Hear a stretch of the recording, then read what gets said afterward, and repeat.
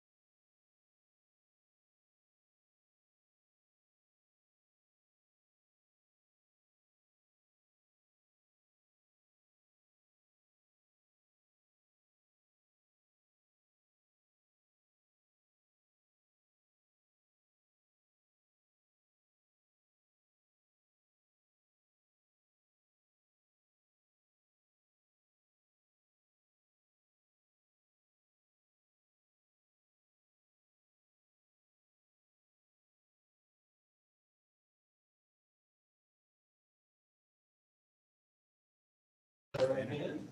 And I solemnly affirm I solemnly affirm that I will support the Constitution that I will support the Constitution and will obey the laws of the United States and will obey the laws of the United States and the state of Ohio, and the state of Ohio, and will in all respects and will in all respects observe the provisions of the charter observe the provisions of the Charter and the ordinances of the Village of Yellow Springs, and the ordinances of the Village of Yellow Springs, and will faithfully discharge the duties of the office of. and will faithfully discharge the duties of the office of All right, and what is your commission? Environmental Commission. The Environmental Commission, thank you. All right, yes. Thank you so much.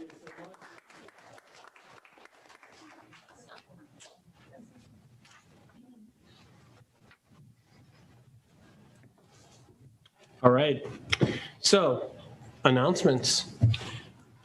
All right, Laura, you want to start? Well, I was Oh. looking at Bob Partita. Well, yeah, Bob, Amy, Amy. yes, we've got some great announcements. Thank you very much for letting us announce tonight. Once again, we just want to thank Village Council and all of the Village employees for supporting YS Pride. We definitely had some twists and turns this year with the home mandate stepping down, but hopefully this year will be as successful as past celebrations. This June, obviously, is Pride Month, so we wanted to let you know what's going on now and then what will be taking place this Saturday. During the month of June, we have partnered with the Phillips Show, and we had topics such as it's okay if you are discovering who you are, education around transgender, understanding identity and gender, being confident, taking action, and the future, and other topics. This week actually does kick off the beginning of our Pride contests, including the Dunphy Realty Home Decorating Contest, YS Pride Pet Contest, sponsored by Licky Silly. And then we also have a Pride Royalty Contest for everyone to come out and dress to impress. And all those participants will get to ride on the YS float with Brian. So that's fun. During the month, we also had weekend pop-up shops. And what we did was if somebody came by the pop-up shop, we gave them what we're calling the YS Pride Guide. The YS Pride Guide is a discount to participating merchants in Yellow Springs for July 26th. And so people just have to show that flyer and they're going to get that discount. So we gave it to everybody at the pop-up shop, but we're also giving it to anyone who shows up to Antioch Midwest on July 26th to participate in the There are YS. people there. Sorry. So of course we are looking for volunteers to help pass out that guide as well as some other tasks along the way. So if anybody is interested in volunteering, they can go to yspride.com. The day of events that are taking place at Antioch Midwest is at 11 a.m. We are going to have a vendor park. So because of the mandates, we're actually able to welcome vendors. So we're going to have 20 plus vendors there, which include about 5 sweet treat fair food type vendors. The hope is that we can offer some sweet treats, but then for meals, they'll come into town and frequent our restaurants. And then we are also going to have Equitas Health, who will be doing HIV testing and some other educational booths as well that day. The parade is going to start lining up at noon at Antioch Midwest. Anybody is welcome to join in the parade as long as their vehicle has a YS Pride sort of theme to it. And then DJ Aza will take the stage and start playing music at that time. At 1 p.m., Mayor Pam is actually going to kick off the parade. And so the parade will be running through all the neighborhoods like it did last year. It is a car parade. What we are asking is for people to come out, live stream the parade, hashtag it YS Pride 2021, so that it can just fill the internet, right, with all of the activities that are taking place in Yellow Springs that day. The parade should be over at 2:30 and will end again at Antioch Midwest. And then at 3 p.m., we're having entertainment with performances by Yvette Diva Williams and Alana Rain. And then we're also going to have speakers, which include actually Brian, Sayer Hudson, and some others who are going to be doing some education and advocacy. And then we're also going to continue just dancing with the DJ playing. At 5:30, Dino's Cappuccinos will be hosting Kelly Zulo, who will be doing an acoustic set from that evening. And then the Emporium Wines and Underdog Cafe will actually be doing a wine tasting as well. You just need to register online in order to get in. And then at from 9 p.m. to 1 a.m., we're doing an after party with DJ Chill.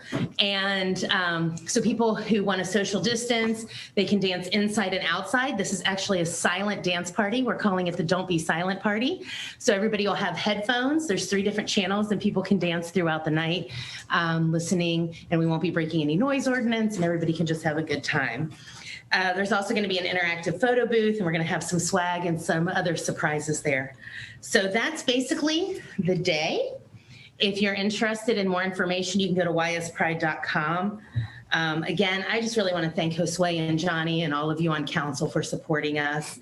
And just wanted to know if there is anything else in any other way that you would like to participate in that day. And so I do want to emphasize, which we've talked about, any council member that wants to be part of the parade, wants to speak at AUM, you guys are welcome. I will also say, I'm going to bring these down. I really appreciated Judy Kittner made an effort to do Pride shirts for the village. Oh, that's awesome. So we have been wearing these, and I'm really excited about that. That's really cool. Yes. So yeah, we are totally in the mix. But yeah, just so council knows, get in touch with Amy if you want to be on the float with me. Yeah. Yes, and also we are all there to talk about YS Pride. Absolutely. At AUM, and that's going to happen around 3 p.m. Is that when the speaker? Yeah, that's when the Okay. speakers are going to start. We estimated about an hour and a half for the parade, the car parade. So if the car parade kicks off at 1, we're estimating it'll be done by 2:30. Everybody we can get everybody parked and all of that good stuff, and the festivities can start at 3. All right, sweet. All right. you. Questions, comments? Thank you, guys. Yeah, we Thank appreciate you. it. Yeah, YS Pride. All right. Sweet. Do we have any other announcements? Brian, if you don't mind, I don't Kevin, really yeah, have an please. announcement. Just wanted to thank everyone for supporting the Juneteenth celebration. As I look around the room, I think most of us were there. I'm trying not to make eye contact with those who were not. But it's okay. We had a great time, great team effort, and I really do hope that this is just a catalyst for a lot of bigger and better celebrations in the future. Once again, thanks from the entire planning committee to everyone who did participate and attend. Thank you once again. Thank you, Kevin. I also appreciate you stepping up. Yeah, it was, Marianne, I remember said, like, if we're going to make this a holiday, we need to like be intentional about it. I will say I spent 2 hours just enraptured like by that program. So yeah, it was great. Excellent. Maybe that's a weird word to use, but anyway, I mean, but anyway, I was into it. It's So meaningful. yeah, Yes. all right. Thank you. Kevin, thank you so much as part of the logistics team, and I can't thank you enough. You were up Friday night at 3 a.m. working on this, so thank you for all that you Slightly did. embarrassed about that. But Well, to give you credit, we made a shift from location, and there's Yeah. a lot to coordinate in between there. So Yeah. thank you for all you've done. thank All you, you did. Josue, for all you've done to help, and we still have some things to finish up, but we'll talk. Thanks. Yeah, I mean, I will just say overall, I'm very impressed with how the village stepped up on this. Thank you, Josue and team. Thank you, Kevin. Yeah, it was very meaningful. And I know we've been celebrating Juneteenth for many years, but it felt particularly intentional this year. Indeed. So Indeed. Yeah. It was my pleasure to take part. Thanks. other announcements? No? Lisa's usually the I know. announcement. Marianne? Wow. All right. I mean, I usually have a few things, so let's see. So, all right. I did want to highlight the cost of poverty. Yeah. Thank you. Do you want to talk about it, Kevin? If you've got it queued up. No, go ahead. Well, I don't have my notebook with me because I had to rush home and change clothes. June and 30th. Put on my suit and suit coat. Yes, and you look pretty shirt so I could slick. Look like you guys. But June 30th, the Inclusive and Resilient Yellow Springs and the Livable, Equitable, Age-Friendly Yellow Springs Coalition are offering a virtual cost of poverty experience. It'll be offered on June 30th. I think it's 5 to 6:30, if I've got the times right. Yeah. There'll be other information shared about that. There will be surveys going out to the entire community, trying to get the pulse of the community with regard to those things. But what this virtual cost of poverty does is it's an online event. It lasts just 90 minutes. But what it does is it allows the participants to be placed into the shoes, if you will, with a person with less than adequate means. You got bus fare, or you got to get your car fixed, or feed your kids, or, so you're faced with those real life experiences. And all of these are real life experiences that the organizers have dealt with in their routine work. So what this does, again, is it gives you an opportunity to really sense, those of us who are in service to the community, really get a sense of what some of our constituents are going through. It just makes you more sensitive to those needs, and I think makes us better servants. So as you see more information about it, again, it will be virtual. There'll be information out in every avenue we can get it out to, and we just want to get as many people to participate in it as possible. So thanks. All right. Thank you.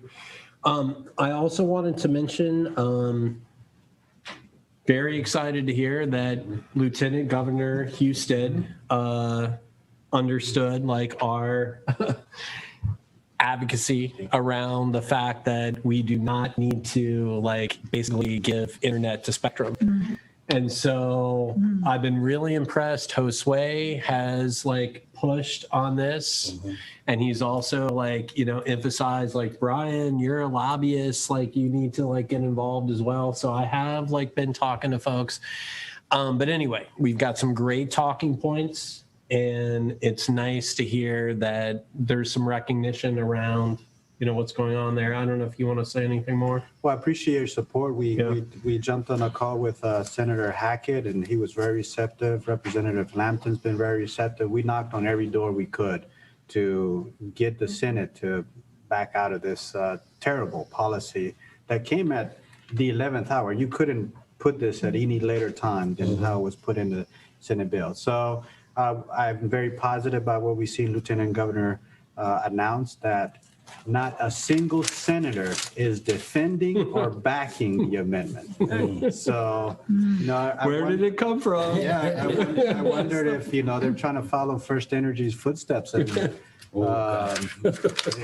that kind of lobbying. But it's terrible policy to ban community broadband networks. That means the schools, the libraries, all of these networks would become illegal under the state amendment. So we'll know at the end of the week what the final bill that comes out of conference will be.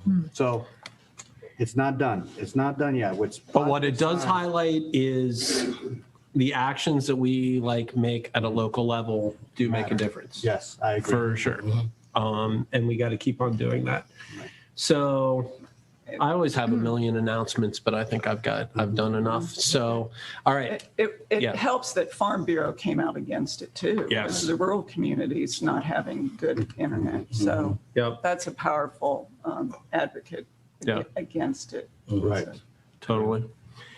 All right. So I think then we're going to move into the consent agenda. We've got the minutes from the last meeting. We've got the finance director's tax budget, and we also have the farmers market right over here, which I can't imagine anyone being opposed to. So I'll entertain a motion to approve the consent agenda. I move to approve the consent agenda. A second. Okay. I think we can do all those in favor signify by saying aye. Aye. Any opposed? All right, we're good. All right, review of the agenda. Anything we need to add, modify, remove? I have something I handed out to you. Also in the category of the state legislature doing last minute bad stuff, House Bill 322 and House Bill 327. I was telling my partner, it took me back to my days right out of college when I worked against apartheid. I felt the same thing. It's like they are enshrining racism, which is the irony, of course, right? Systemic. They want to outlaw speech that would talk about, teachers couldn't talk about how racism gets into our institutions, into our law, into beyond the personal level, into our structures, the economy, whatever, our structures. They literally want to put a gag order on teachers. They want to prevent students from getting credit for studying such systemic racism.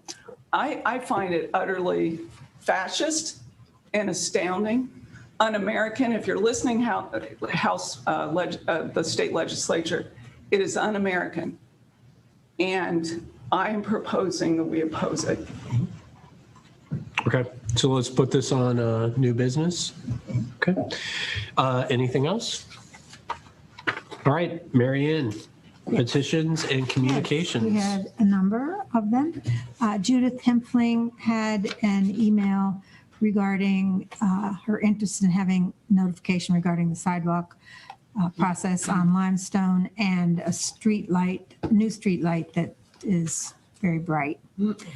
Then there were 3 communications about motorcycle noise along Xenia Avenue and whether the ordinance is being followed, as well as various ideas on how to help diminish that.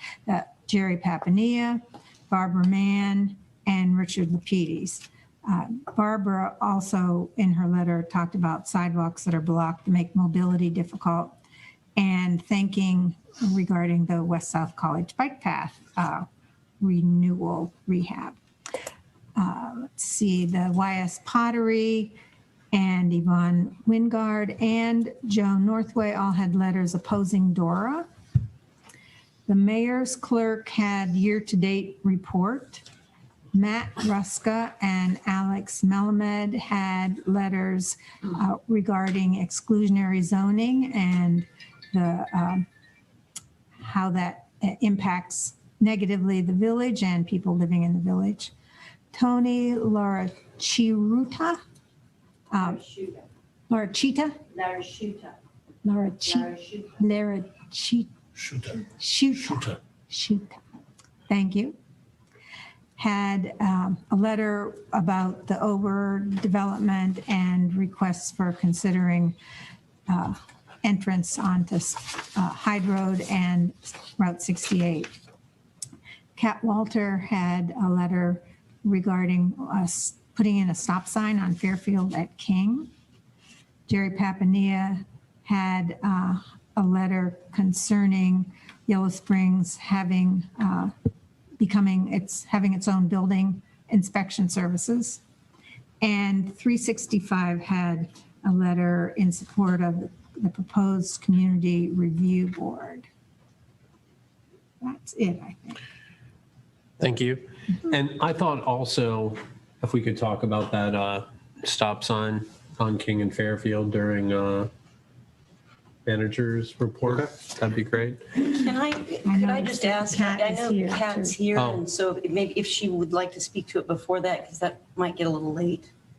She could Well, speak I mean, during yeah, we've got citizens' citizen concerns. But anyway, yeah, I'd like to consider that. All right, cool.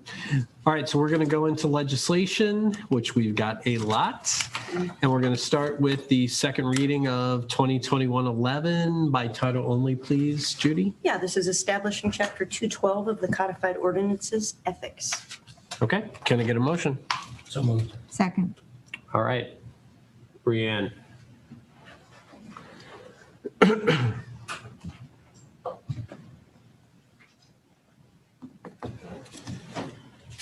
All right, as council requested at the last meeting, this was brought for a first reading at the last meeting, establishing a Chapter 212. And then there is an accompanying resolution based on whether council wants to codify the ethics, make training a requirement, and also establish a new record series, or do a resolution to make it a policy that would be binding for this council, encouraging training and making it more informal. So Brianne, can you discuss a little bit more about why you thought it was important to bring an ethics ordinance to our attention? Well, this didn't arise out of thin air. Right. So one of the things I've noticed in my last 11 months as solicitor is ethics issues are legal issues. And we have had 2 active ethics commission investigations that were pending when I joined the village team.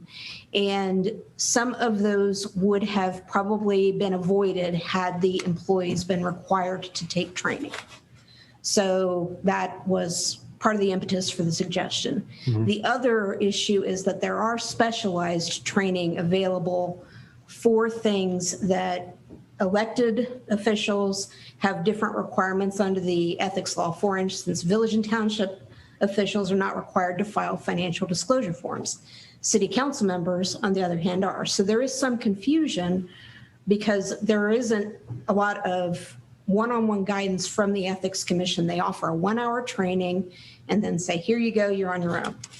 But if we as a village come together and say, we are going to require our employees to take this training, not just our employees, but our elected officials, our board and commission members, so that everyone is on the same page and they understand what the requirements are, we would avoid some of these issues in the future. Okay.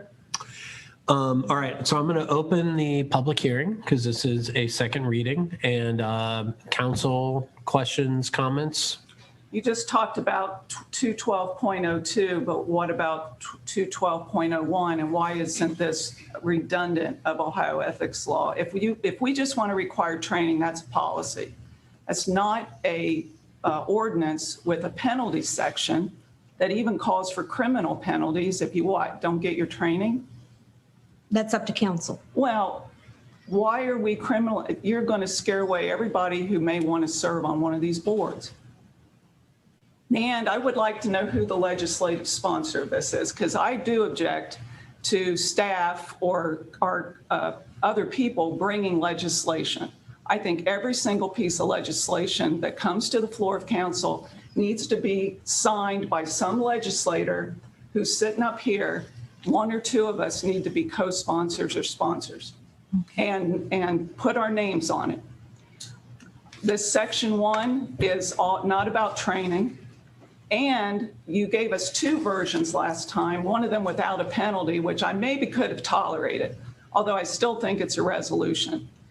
If you're just saying, people, you all need to get training, make it a policy and put money behind it, make it easy for people to get training. We don't need an ordinance for that. And there's a already resolution on the ethics agenda to that effect. Well, I know, but so obviously I'm voting against this, and I am all for the resolution. Thank you.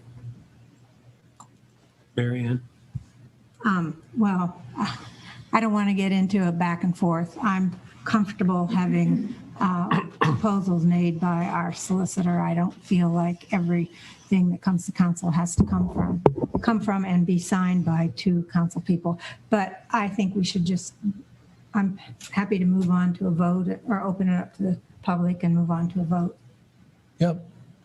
Kevin, anything? Yeah, I am not that as passionate as lawyers about it. It's just, I think, difference of opinion. I feel that having guardrails tied with education regarding ethics, I think is a good thing. I'm certainly willing to, if I'm required to do training, I'll do it gladly. Certainly, there's things that we tend to anecdotally think are okay. And I think having detailed, specific education regarding behavior for elected officials, I don't see any negatives to it. I said 2 weeks ago that I was ambivalent about how it was proposed, whether it was a resolution with policy or an ordinance. But I think it's a positive move either way. So as long as we have the requirement and have the training, I think that's a good place to land. Yeah, and I'll just extend off of that. I think it's become very clear that we have some ethics issues that is why our village solicitors brought this forward. And I'm not going to go into detail about that, but I am going to say that I think it's important for us to lay a very clear standard for where we're at. And the education requirement is huge. It's not something that was on our radar before. And I think we all need to think about, what our alliances and, other affiliations are.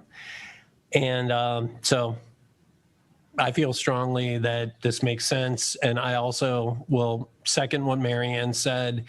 Anybody can bring policy forward to this council and we will consider it.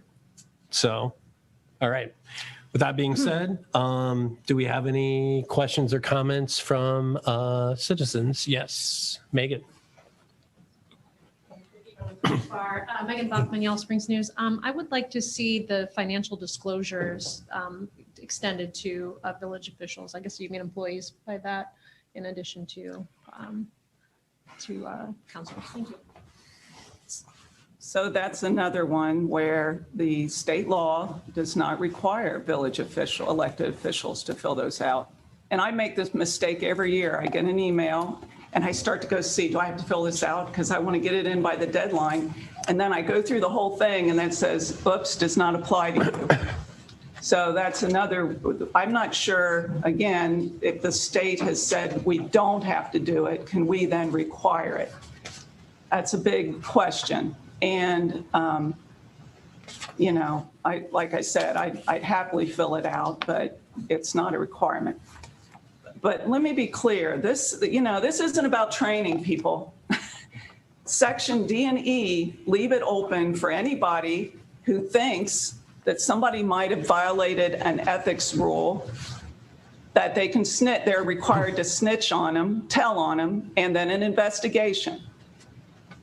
And then we spend money on it when Again, the state of Ohio has peeps for that. They have a system for that. They have investigators. They have people who know the ethics law, not just Joe Blow or me think I know. I've taken a lot of training, but I wouldn't presume to know all the ins and outs of it and say, I think Kevin might have done something. You basically have everybody snitching on everybody else because they think they know what the ethics law requires. Just like Megan thought we had to fill those out. No, we don't. So I think this is totally unnecessary. I think it is something that is kind of akin to a witch hunt to somebody doesn't like, or they don't like what they say. Or they use language they don't like that they think is harassing, intimidating. It leaves the door pretty wide open. I'll say what the Ethics Commission says. Ethics is everybody's business. It is everybody's business, but that doesn't mean everybody gets to be God. Okay. Any other, yes.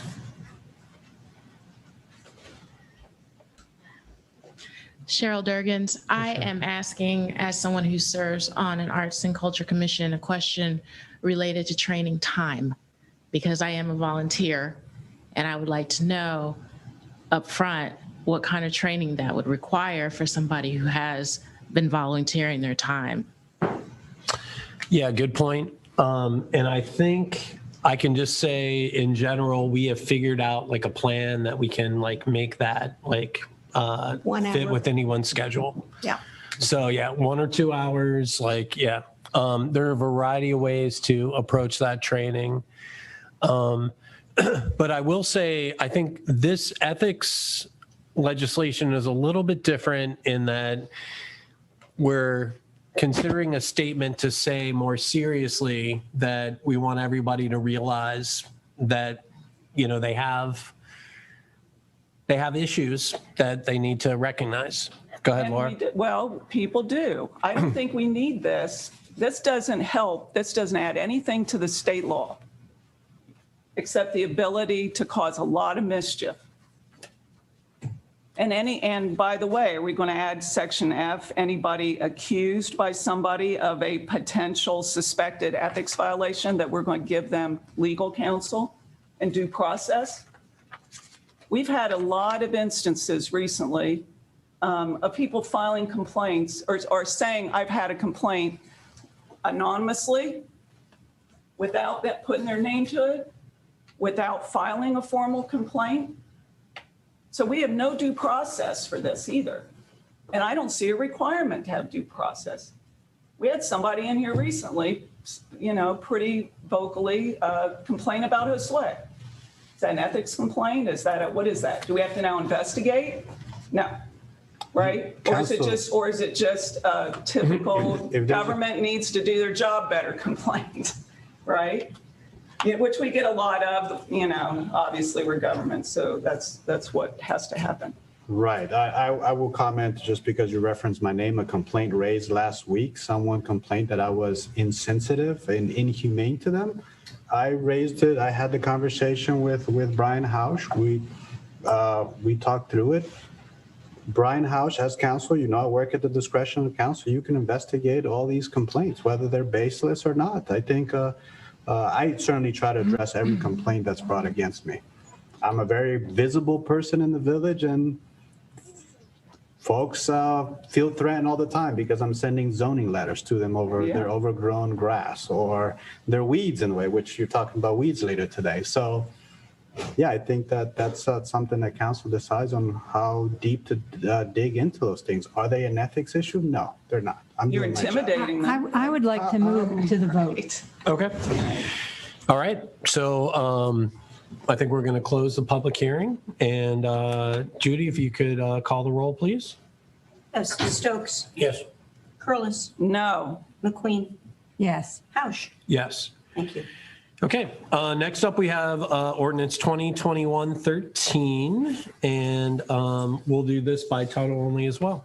Okay, this is certifying the Village of Yellow Springs for operation of a residential building department and declaring an emergency. Can I get a motion? So moved. Is there a second? All right, I'll make a second. Okay. Josue? Thank you, Brian. I have a PowerPoint presentation. I'm happy to go through it, but this is a follow-up to previous presentations about the building department. As you know, the village adopted a building department and zoning and building code in 1976 and has then outsourced all public building department official duties, inspections, plan review to the county.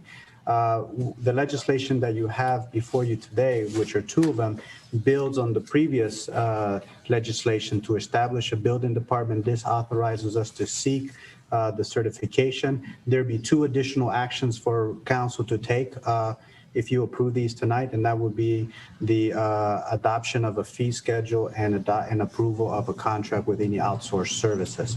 These two steps are critical for bringing balance to the relationship that we currently have with the county. Right now, we don't have a department. We've outsourced all building official duties to the Greene County Department.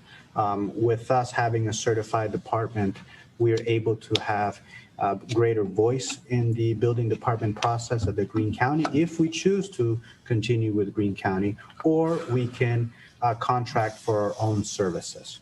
So are there any questions on what we presented previously and what I've shared today? I don't have, well, I do have questions, but at the last meeting, I had mixed feelings about this. On the one hand, I like taking it in. I like the idea of taking it in. On the other hand, I had concerns about our capacity to do that. Specifically, I had concerns about how much time it would take for staff, you, Denise, Johnny in particular, to get it going. I also had concerns about what it would mean financially. Would it mean that we were spending more money? Would it mean we were bringing in money? And so when I read Jerry Papania's letter, which I saw yesterday, I think, I recalled, my concerns about it. And while I don't not support this, I do want more information. I want more information from the county, why the county hasn't been working. I'd even like to actually hear a presentation from the county. I'd like more information from Fairborn, which I guess does have a building department. Correct. Cedarville, which outsources it to a particular. So, and I would like to be assured that all of the staff that would be involved really support this and you really see a way forward. And I'd like some more financial information about how this is going to play out to ensure that it's not going to just be a time suck and lose us money. Okay. We're certainly happy to come back with more information and include bringing in Al Kuzma or somebody from Greene County to present their conditions. In terms of time and money, Denise, Johnny, and myself are unified on the need for having our own building department. We see it as a critical element to our economic development strategy.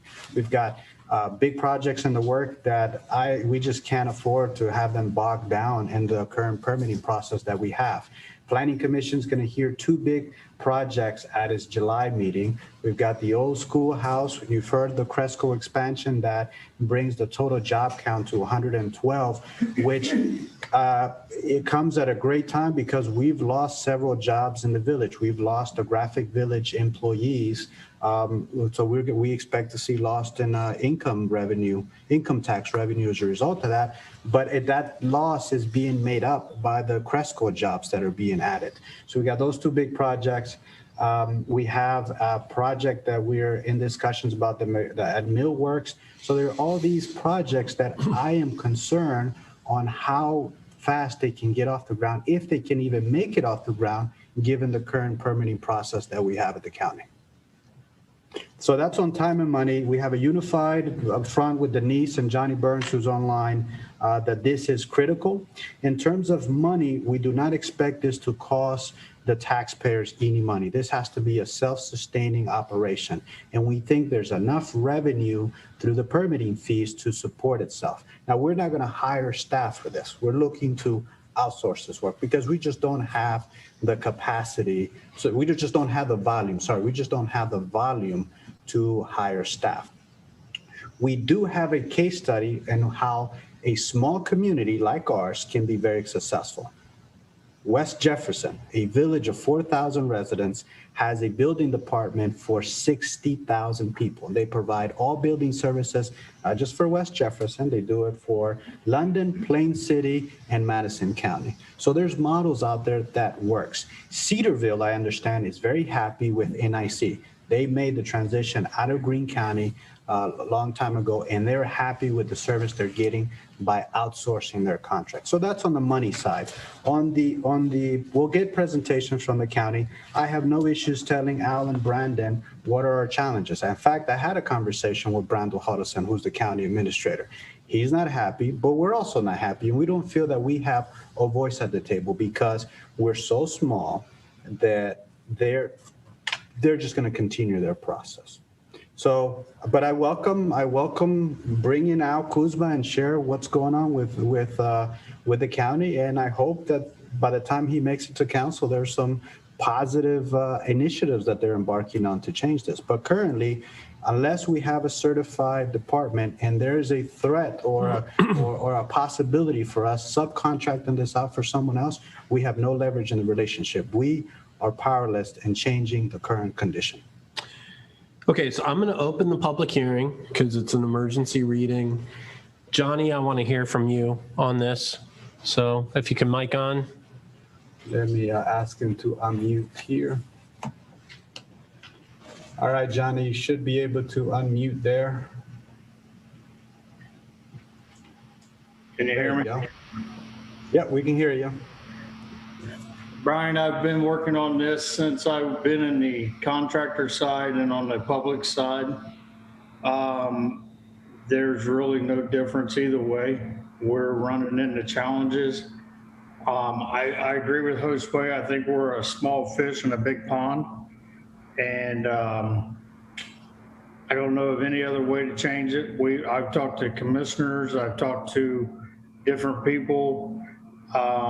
The only way that I think we can change it is if we was to have control over it ourselves. And if we need to contract back to Greene County, we would still have a little bit of control, but we could also go other ways and get a person to be able to do it ourselves and have inspections maybe Tuesday, Thursday, or, however it works. This is not going to be a money maker. It's going to be more about economic development and not losing businesses.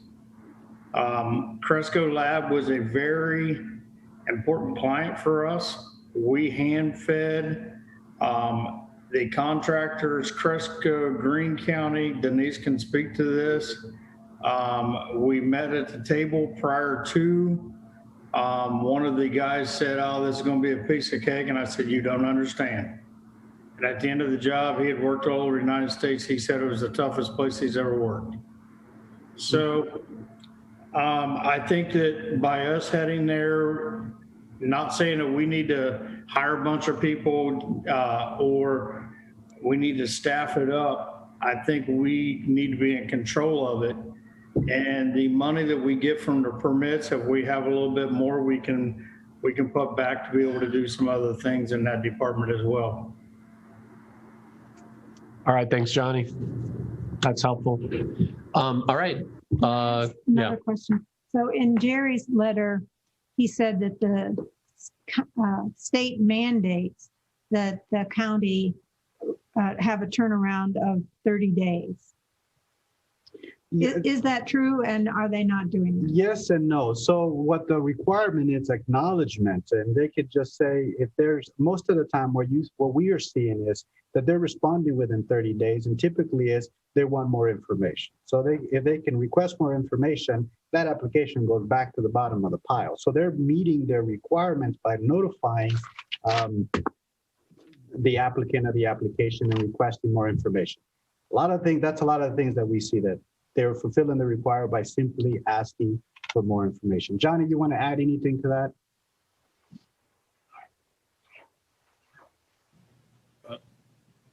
Not sure if you heard. Maybe I need to ask you to unmute. We've got, just a reminder to folks that we still have this process in place when we're unmuting people to join in the conversation. That's why you're exactly right. The 30 days, they do have state mandated days that they got to give something, but they'll take it to the limit and then they'll turn it down for one just little small thing, and then the 30 days starts all over again. So it could be 60, 90 days before you even really get any real answers on what to do. I'm not saying that Greene County is all bad people, but it could be ran a little bit better for us as a village if we was, being able to be a priority. We're not a priority. And to be honest with you, having somebody control our future of what we want to see in development, and with Cresco Labs and with all the other projects where we're going, they could hinder us they can destroy our economic development. That is the main reason why myself, Josue, and Denise are so much on board with each other. It's not that we want more work or we want to cause more work or we want to create controversy. It's about economic development for the village and being able to be self-sustaining. Thank you. Now, if we are able to get a certified building department and you're happy with Greene County, we can always go to Greene County. That's always an option there. Right. Okay. Any other questions or comments from citizens? Council? I'm thinking along Mary Ann's lines, and I hear what you say. We can always go to Greene County, but here's the reality. Once they start shrinking down their building department because we're leaving them, they won't be able to staff up again.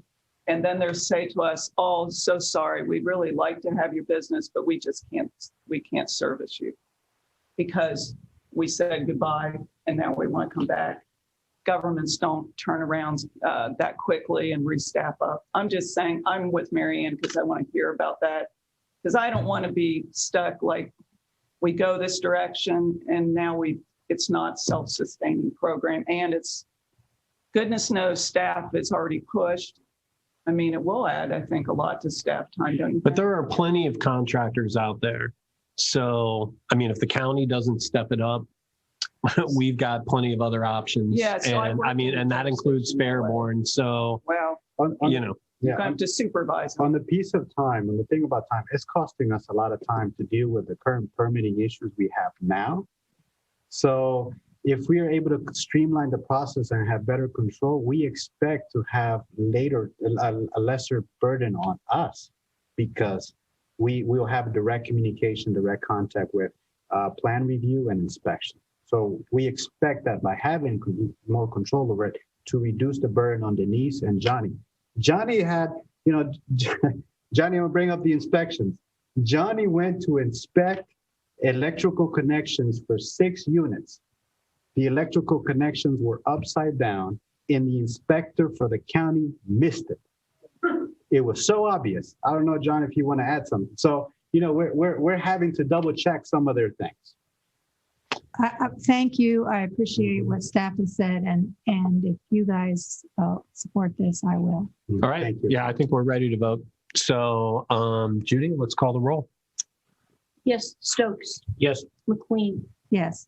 Curlis, No. Hausch. Yes. Thank you. Okay. So we're going to do 2021-14 by title only. And this is authorizing a request to the Ohio Board of Building Standards to certify the Village of Yellow Springs to exercise commercial enforcement authority and perform inspections in accordance with the Ohio Basic Building Code and declaring an emergency. All right. So once again, I'll get a motion. I so move. Second. Okay. So I'm going to open the public hearing. This is not very different from what we just talked about. So questions or comments? Only thing I would add is that this has to be done in 2 separate legislation, one for residential building code and one for commercial building code. So the second one's for commercial. Okay. Anything? I'm good. Okay. I'm going to close the public hearing. And Judy, let's call the roll. Yes, Curlis. No. McQueen. Yes. Stokes. Yes. Ouch. Yes. Thank you. Okay. Next up, we have ordinance 2021-16. Yeah, the famous weeds amendment. Yes. And we'll read it in by title. All right. This is repealing Chapter 674 weeds of the codified ordinances of the Village of Yellow Springs, Ohio, and enacting new Chapter 674 weeds and vegetation with an appendix of illustrations. All right. Can I get a motion? So So, second. All right. Josue, are you beginning this? Denise. Oh, Denise. All right. Hi, so I put in your packet the history of this. It's probably been a year. I mean, Environmental Commission was working on this Yeah. before it even came to Planning Commission. But I'm asking Nadia to actually, I provided the history background in the memo, but I just wanted Nadia to come up and talk because she's been with it since the very beginning. If you have any questions about changes specifically. Thanks, Denise. Nadia.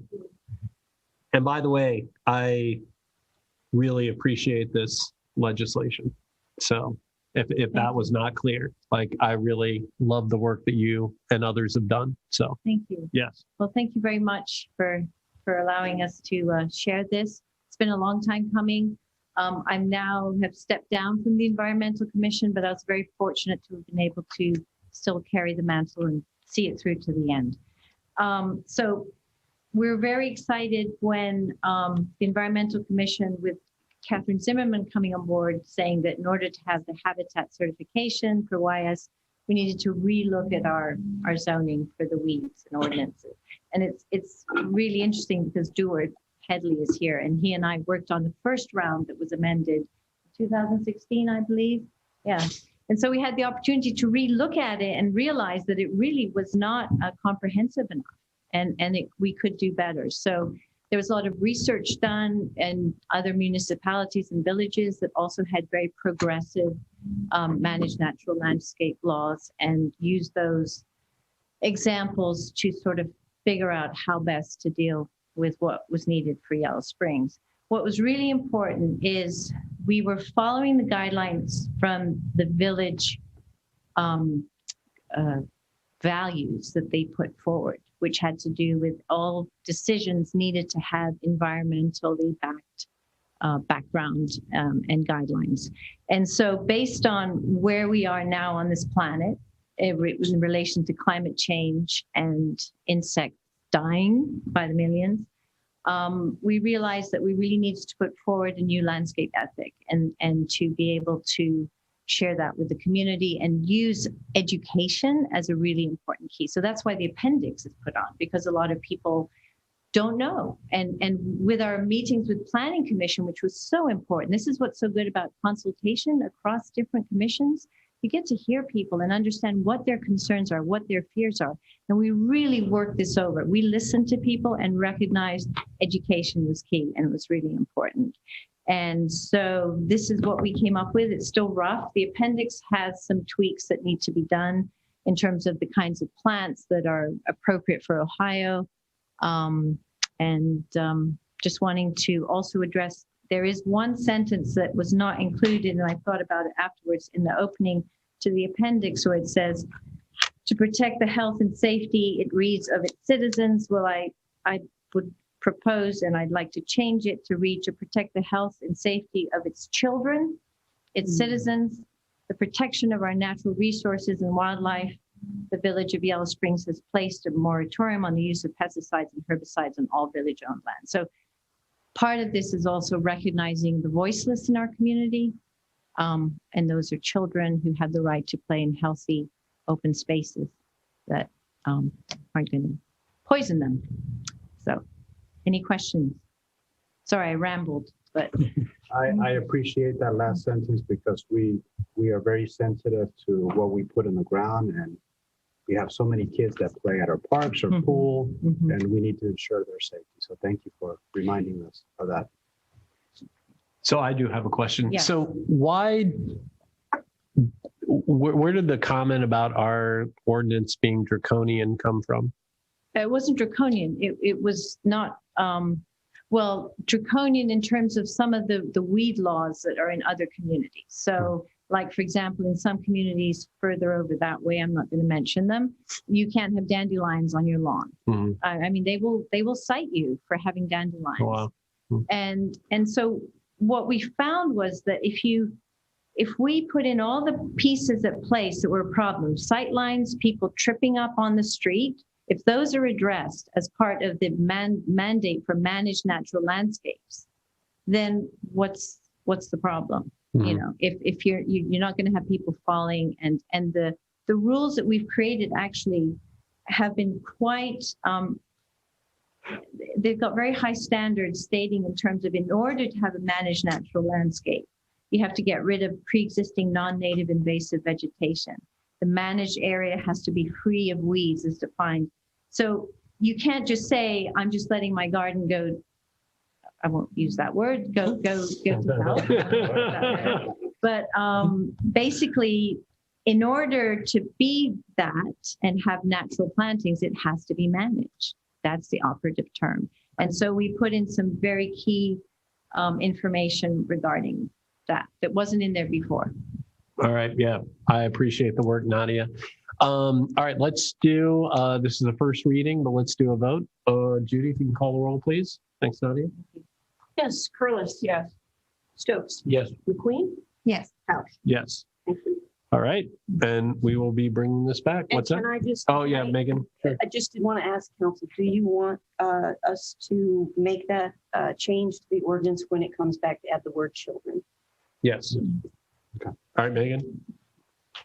I'm sorry. So I understand there's a new category for this managed natural landscapes, but I guess I'm unclear about the other changes. So there used to be a list of 32 things you should not plant, you have to remove, or there'll be penalties, is my understanding. Can you explain whether that's still true and the breaking up into the categories of invasive and noxious weeds? Thank you.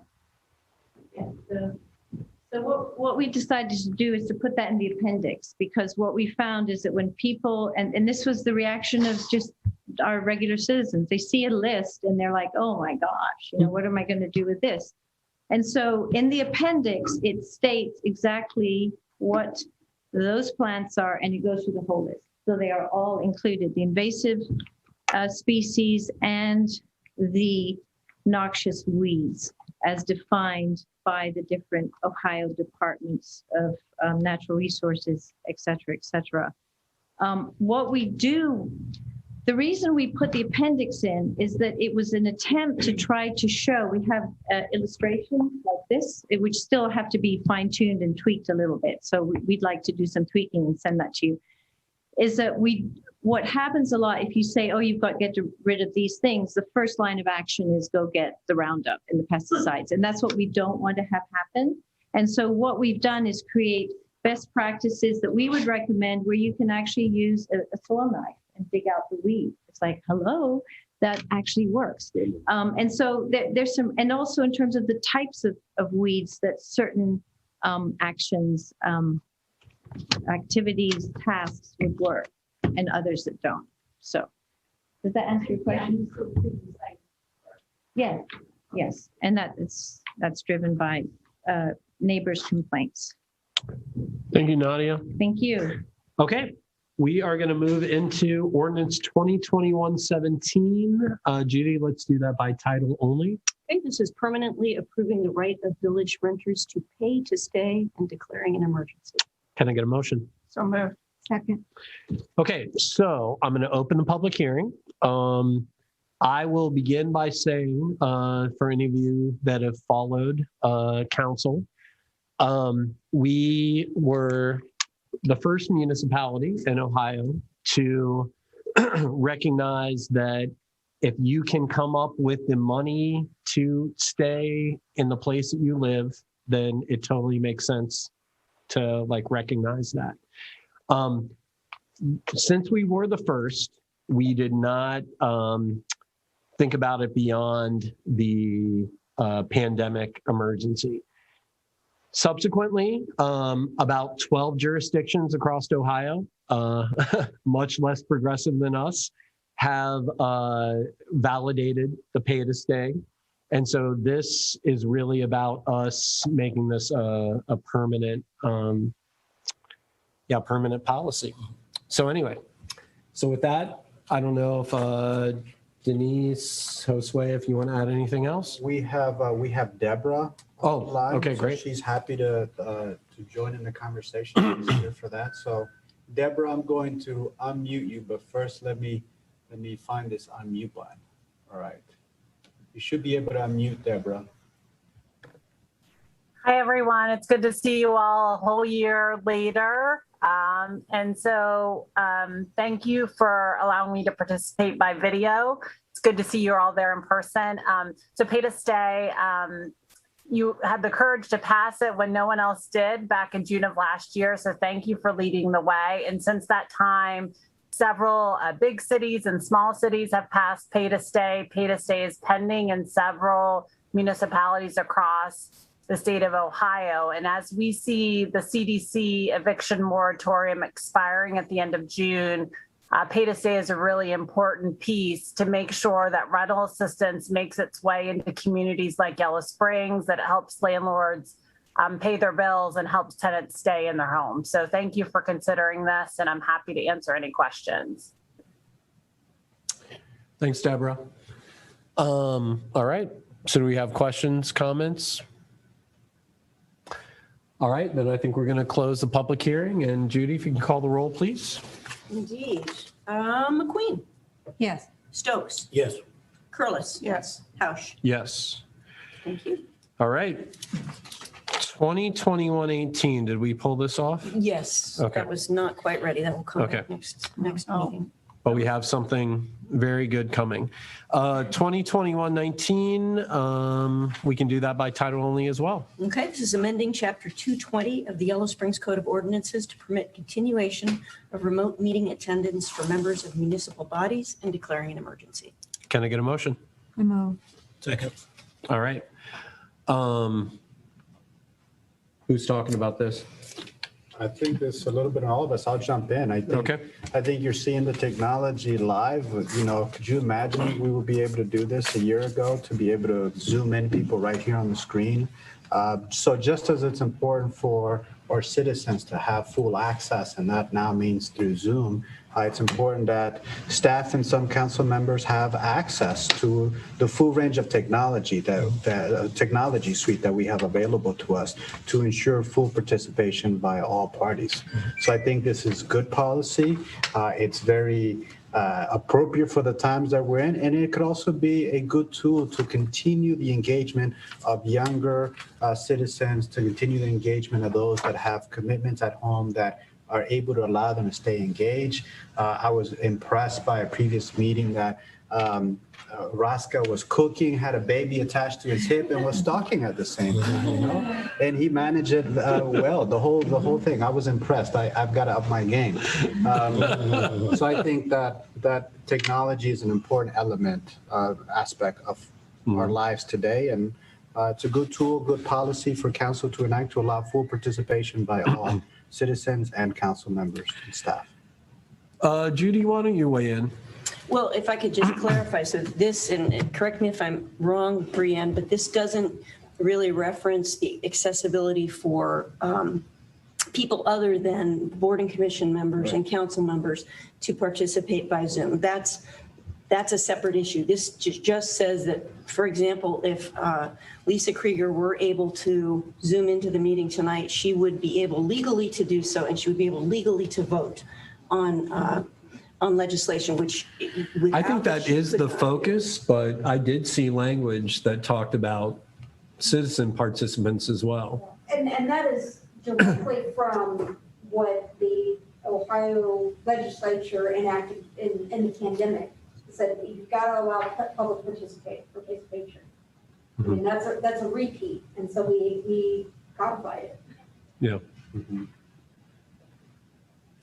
Oh, well, so I mean, from my perspective, anything that ups that level of folks to be able to participate, and I completely agree with the comments that Lisa made at the last meeting and that Josue made at this meeting about, I think that opens the door wider for more kinds of people to look at becoming elected officials or board and commission members. Laura?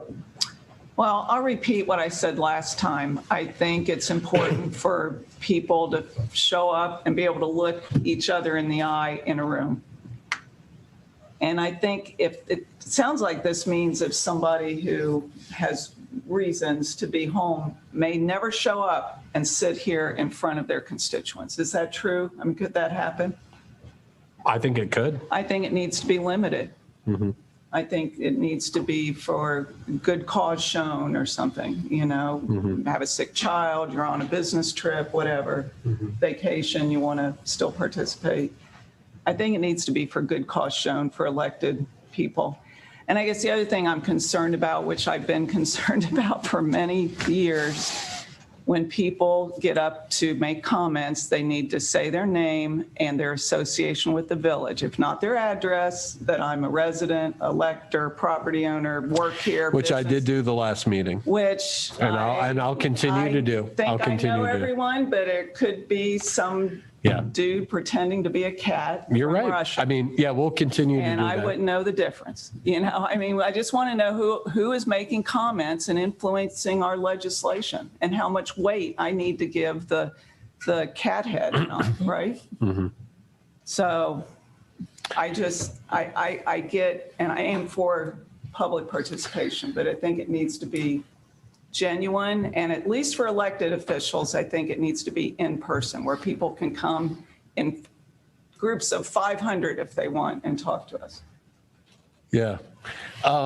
So Kevin and Marianne, I sense that you have comments as well. Kevin, go ahead. Just briefly, yeah, I thought about the limit in terms of the number of times elected officials could be out. But at the end of the day, I think if we're all putting forth a good faith effort, you know, to come to the meetings that we're able to come to, and when we can't, we have this as an option. So I don't think the limit is necessary. It would not necessarily cause harm to add it. But again, I think we're all expected to put forth a good faith effort. And again, come when we can, and when you can't, you have this as an option to still participate fully. Yep. Marianne? Well, in terms of elected officials, I think that attending meetings personally comes with everything else that we're supposed to do. So if someone is just not attending because they want to sit home and eat bonbons or something, I don't know, but I don't know that I'm concerned about that. And I think having people have to write a thing that their excuse would be a little odd. But in terms of someone like Matthew Lawson, hopefully was going to get on Zoom because he wants to talk about the climate action plan, or some of the other people that are on commissions and they're not going to get to talk until 8:30 or 9 or something. And Krista, who's on Zoom, people like that, who it's so much easier for them to be able to come on Zoom than to come and sit through the meeting. And I think that that's really helpful. I agree. So we are doing this as an emergency reading, primarily because this winds up at the end of June. And so, yeah. No, yeah. Okay. I know. I was just, let me finish my little spiel. Thank you. No, but actually, I don't have a lot to add. I think the comments have been good. So, Sue?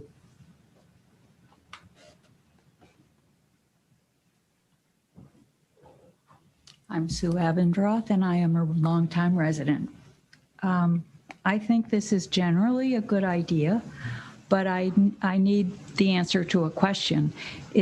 My reading of it, which I don't have before me any longer, suggested that a chair of a board or commission or a group could, at their option, decide to do everything remotely, which eliminates what I think is the purpose of the Sunshine Law, to allow people to participate.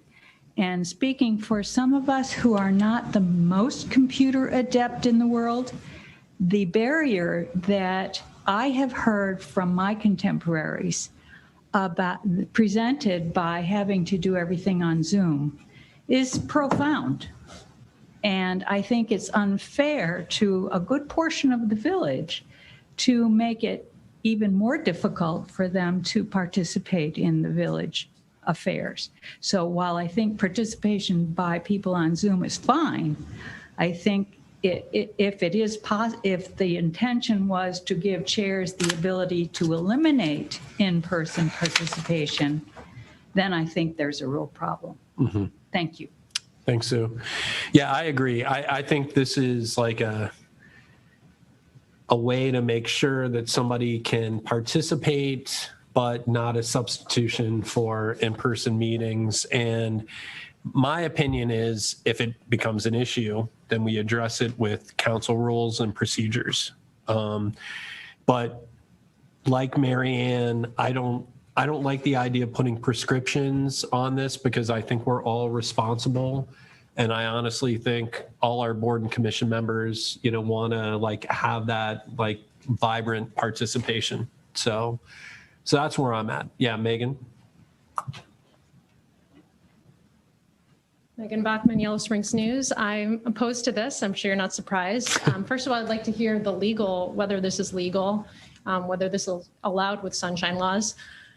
We went to online because of the pandemic, and I get that it's easier. People want to be home, but you are a public body, and this needs to be in a public forum. And I've had some good online meetings, some good Zoom meetings, but there's been some bad ones. I'm not going to name which local entities were not as adept, but it was a real problem.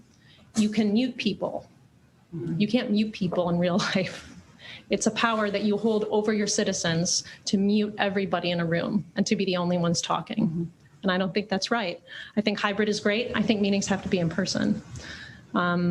There was the incident with the Library Commission and the Arts Commission getting their, Zoom links crossed just recently. So what if somebody doesn't have the Zoom link? What if somebody doesn't have access? Internet issues are constant. I think we need to come back from this pandemic. We need to come back in person as a community. We need to discuss some very difficult issues, some of which I think can only take place in person. So I think that I'm very opposed to this action. And yes, you can make it really broad. And then I think it's a slippery slope. And I think you're allowing something that, and under an emergency reading as well, without even consulting the public, that's really limiting access of the public to public officials. Thank you.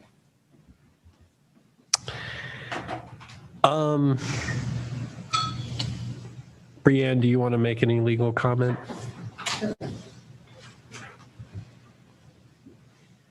There's actually a City of Dayton newspaper's case related to 12122, and that when it comes to how you convene your meetings, it is a home rule power. So it is legal for you to set your parameters on how, when, where you're going to meet and what falls under the sunshine law. And if you say we are going to do it remote attendance, physically present in person, even though the state law says something different, it is a matter of local government. So you can do that, it is legal. As for the incident that Megan referred to with the Library Commission, the Arts Commission, that's why it says have the chair determine that the resources are available so that, if there's conflict with meeting rooms and it's, something that the chairs can address that beforehand so there's no confusion about who's on which Zoom link and how is the public going to participate.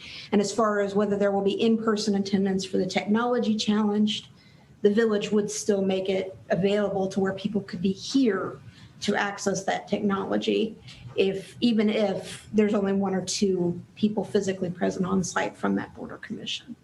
All right, thanks, Brianne.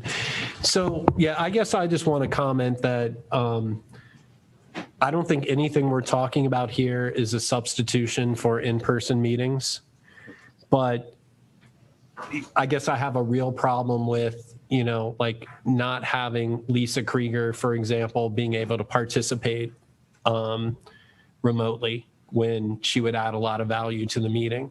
So I understand slippery slope arguments, but those are also things that if that is where it goes, we can be confronted with that and we can address it. So in the short term, I can only see this as an access issue. So anyway, yes. Yeah, well, I appreciate the comments that I've heard. I realize I didn't actually understand the ordinance. I thought that it was only I thought that the purpose was to have the hybrid model so that we're doing like we're doing now. I didn't realize that we were also voting for having total online or virtual meetings. I didn't realize that. Guess I did. Clearly, I didn't read it well enough. So while I do think there are reasons in some kind of emergencies that who knows what emergency would occur, very rarely, I do think we need in-person meetings. Hybrid. And sure, yeah, Lisa should be able to be on. But that's different than having a totally offline remote meeting, which this includes, and I didn't realize that.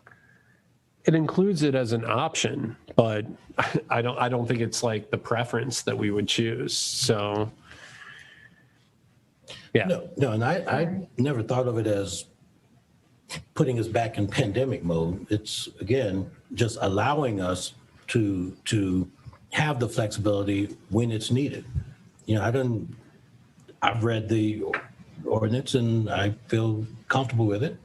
And I expect to be here when I'm physically able to do so. It's really that simple. So what are you concerned about? I think that as policy, we should have in-person meetings. So what are you with this option? Well, what are you I'm reading concerned that? about is that it also includes having full, unless I'm going through now trying to find the stuff. I believe that this says we could go back to having virtual meetings. Is that correct? I could read the statement. If there is a pandemic situation, what it says is the chair of each municipal body shall confer with the clerk or staff in advance of the notice date for each meeting, because the clerk still has to provide adequate notice to determine whether remote resources are available to conduct the meeting as fully remote. That's if we get another public health order restricting the size of public gatherings. But where does it say if there's an emergency or pandemic or something? That's what we're taking out, is saying that it has to be during an emergency to be fully remote, or to permit hybrid attendance with some members physically present while others attend remotely. The clerk shall provide notice accordingly.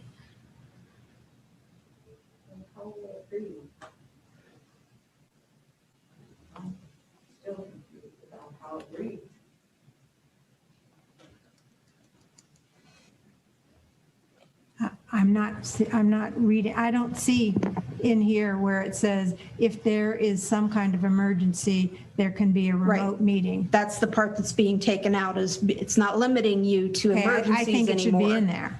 Okay. I think the only time we should have totally virtual meetings if there is some kind of emergency. So you could say, or remote meetings, what it says now, during any local, state, or federal declared emergency which restricts the size of public gatherings. Can I make a comment in that regard?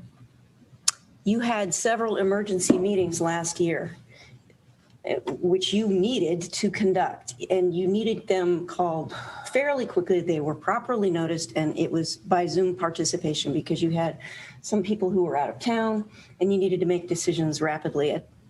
If you don't have the caveat that you're able to hold a fully remote meeting, regardless of whether there is or is not a state of emergency, there's not a state of emergency if the water treatment plant explodes. That's not a state of emergency, but you need an emergency meeting, and you probably want all council members to be able to participate. In some condition like that, you'd be able to legally do that. If you didn't have this in place, only those who could physically get themselves here and participate physically in this space would be able to weigh in on that decision. Well, So as long as someone. I don't know that it's anyone's preference to appear by Zoom. I don't think you'd all be running for office and wanting to do the things that you do in the way that you do them if you just wanted to be on Zoom. So, I mean, I think that's sort of the assumption that this was written with, is that the preference is to be able to appear in person, but this allows you latitude should you be unable to do that. If you put the emergency language back in, you've lost that latitude. I think it just needs to be written differently. I would support it if it had a section that said, in the event of an emergent, the body declares an emergency or an emergency meeting, then they may all attend remotely. However, I would change this title to remote attendance at meetings and then allow elected or appointed members of bodies to, for good cause shown, and we can have a list of good causes. Okay, so I'm going to make a motion to table, and I think we can bring it back with those recommendations. Okay. Is there a second? Yes, I second that. Okay. And I have one other Yes, comment, yes. please. Technology, as Megan said, it's not terrific. And I don't want our meetings interrupted by bad technology or because somebody's connection isn't good or their cat is on their head. I don't care. I mean, it's like, and I felt bad. Sometimes I was home and I have a dog that he who must be obeyed, you know, would start barking while I'm trying to deliberate. And you may have saw me occasionally go off camera because I had to do something with the dog. So it's just, you know, not preferable sometimes. But anyway, I don't want technology interrupting our meetings because it takes 5 minutes to get a good connection. So we need. But I don't want to, I mean, that says, I just don't want us to lose the thread. Okay, so a motion, a second. Judy, let's do a roll. Yes, Stokes. Yes. McQueen. Yeah. House. Yes. Curls. Yes. Okay. Good discussion. It was Yes. good. Thank you, Brianne. All right, so 2021-21, do we still review it or not? It's up to council. So actually, I guess I do want to, Judy, let's do it by title only. All right, this is establishing an ethics policy for village council boards and commission members and employees. Village council, comma, board and commission members and employees. Can I get a motion? I move. Second. Okay. All right, Brianne, I guess you're back up to talk about why we have a resolution as well.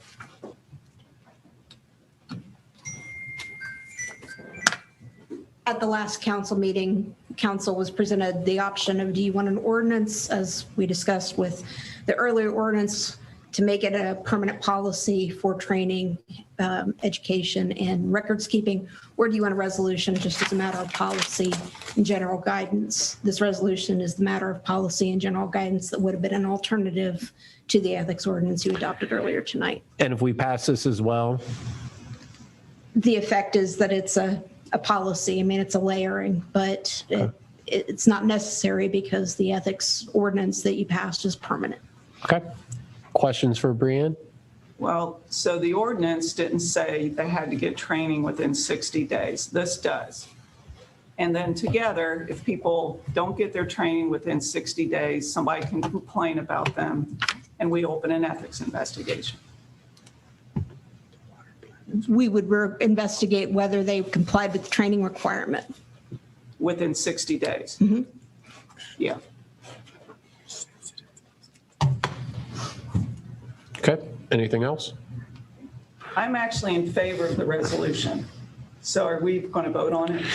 Yeah, and actually, I wanted to make a recommendation that we add a clause that says, whereas council has, what did I write? Indicated its intent for all boards, commissions, and council itself to follow best ethical practices as highlighted in the guidelines for boards and commissions and council rules and procedures.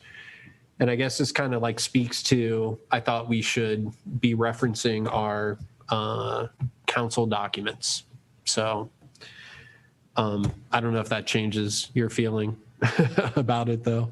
But anyway, but I'd like to recommend that we add that whereas. So that's a motion? Yes. Second. Okay. So let's do a vote on that. Judy, let's call the roll. On the motion.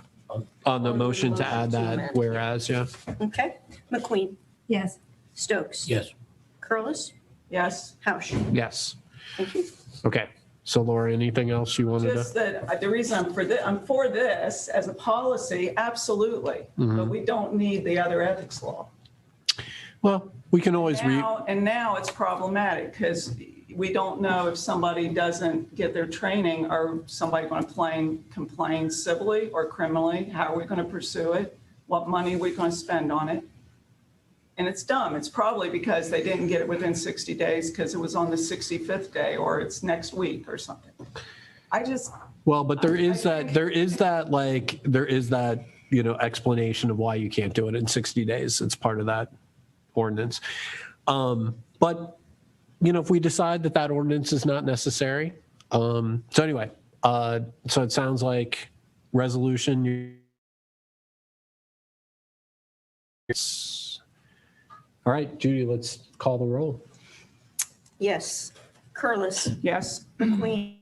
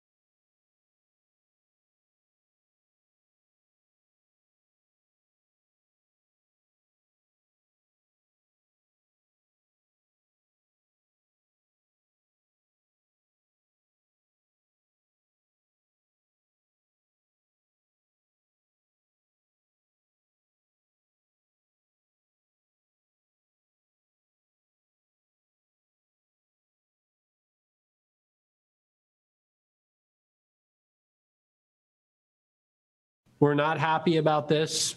It is, once again, the state government taking away local control.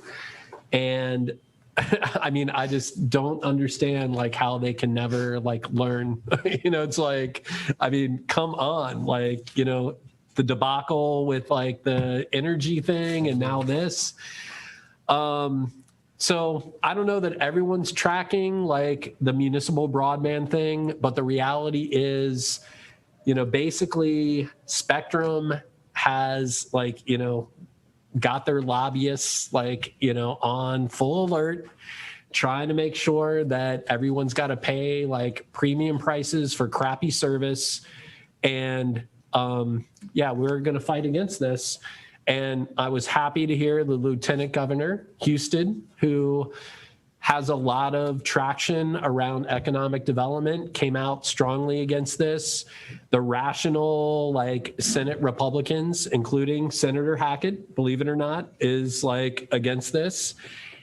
We talked to Senator Wilson as well. So we don't think this is going to happen, but it's ridiculous. I think that we have to continue to be vigilant about this kind of stuff with our state government. So anyway, I'll get off my soapbox. Josue, you want to add anything? No, you covered it. We spent a lot of time last week on it. Yeah. Yes. All right. So questions or comments? Well, I would just like to thank, I know Laura, you noted it. I think I saw an email from you. I read the Ohio Municipal League. I think that they said, and so I really appreciate, Josue, all of the work that you have done.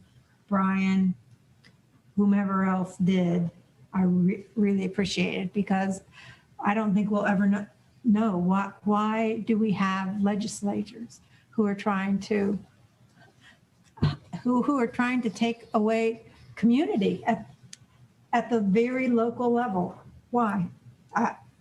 We don't even need to know it, I guess. But so thank you for standing up.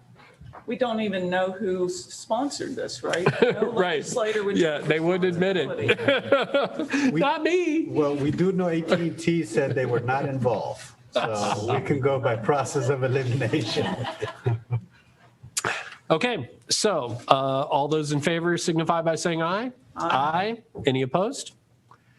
All right. Resolution 2021-26. Judy, do you want to read this one in, please?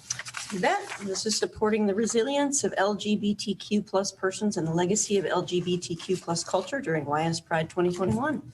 Whereas on June 1st, 2021, President Biden issued a presidential proclamation recognizing June as Pride Month, resuming a tradition begun in 1999 by President Clinton, which was halted during the Trump presidency, perhaps in the mistaken belief that Republicans cannot also be LGBTQ.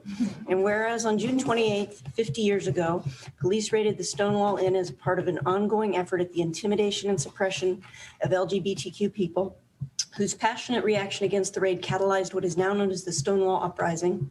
And whereas despite 50 years of activism and education, LGBTQ people in the United States continue to face disparities in employment, healthcare, education, and many other areas central to the pursuit of happiness in the United States. And whereas LGBTQ plus people in the United States, in particular transgender individuals, face a disproportionately high risk of becoming victims of violent hate crimes, and state legislatures across the country have introduced and passed harmful legislation directly targeting LGBTQ youth, particularly transgender youth, and their ability to participate in athletic activities and obtain access to health care. And whereas despite being marginalized throughout the colonial history of the United States, LGBTQ plus people in the United States continue to celebrate their identities, relationships, and contributions in various expressions of pride.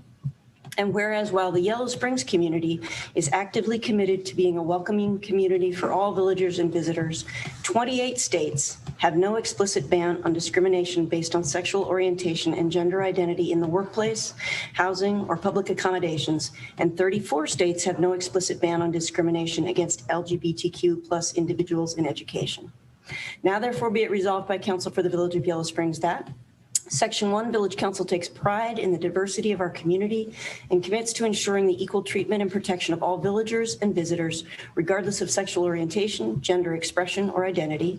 Section 2, Village Council encourages the celebration of June 23rd through June 30th as YS Pride Week to promote progress made in the fight for justice, equality, and inclusion, and calls all of us to recommit ourselves to combating hatred and bigotry in all its forms. Can I get a motion? So moved. Second. Well, I love the logo on the resolution, by the way. And I think I mentioned before, we've all got some great YS Pride t-shirts. I've already worn mine a couple times. Yeah, I just can't say enough for, the organizing committee and being yourself here. And thank you, Judy, and thanks, everyone. So any comments before we take a vote? All right, all those in favor signify by saying aye. Aye. Any opposed? Okay. All right, so last resolution, I believe, is 2021-27, and I will go ahead and read that one in, which is proclaiming Sunday, June 27, 2021 as Central Chapel AME Church Day in the Village of Yellow Springs, Ohio. Whereas Village Council desires to recognize the long history and deep significance of Central Chapel African Methodist Episcopal Church to the Village of Yellow Springs, and whereas Village Council wishes to congratulate Central Chapel AME Church on its many significant contributions to the entire community, and whereas Central Chapel AME Church's life in the village has enabled citizens to access a wide variety of spiritual community events, and whereas Village Council celebrates the 155th year of Central Chapel AME Church's existence and its active support of justice, equity, diversity, and inclusion to create a healthy and thriving community. And whereas Village Council desires to recognize the dedication and excellent work performed by Central Chapel AME Church, making a significant difference for villagers. Now, therefore, be it resolved by Council for the Village of Yellow Springs, Ohio, that Section 1, Sunday, June 7th, 2021, at 2 p.m. is hereby declared to be Central Chapel AME Church Day in the Village of Yellow Springs. And Section 2, this resolution shall be in full force and effect upon adoption. Can I get a motion? I move. Second. All right. All those in favor signify by saying aye. Aye. Aye. All right. Thanks, everyone. Okay. And I think we are. I added to the agenda, if people don't mind getting it done, the resolution 2021-28.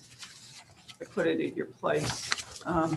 That's the resolution. I called it in support of academic freedom and fact-based education and opposing House Bills 322 and 327, which legislate suppressing speech, education, and discussion of systemic racism in Ohio schools. Now, we can do it next time, I suppose. I don't know what the track is for this bill, these bills. Mm-hmm.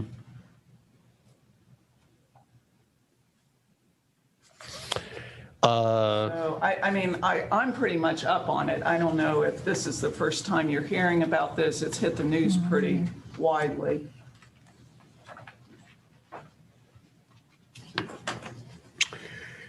So do we want to add it to the agenda? So you mean for tonight? I guess so, yeah. Okay, well, we can certainly, we'll discuss it. I mean, if you're familiar with it, if you're not, then we should put it off. In general, not the individual bills. Yeah, I'm familiar with the issue, I haven't. I know Bomani's here. He probably could talk about it if he wanted to. All right, I'm willing to add it to the agenda de facto. And Bomani, do you want to educate us a little bit about this? Should we make a motion and a second and then do discussion? Or I think we're okay with adding it. Yeah. So you want to educate us?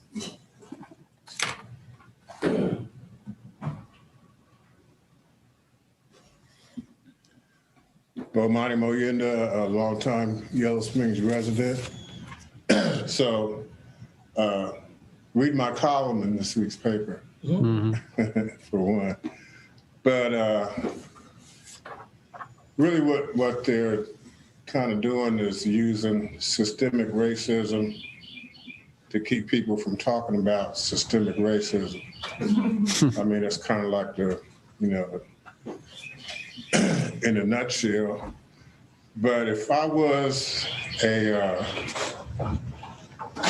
well, some of the language, one of the comments in the House Bill 322 states that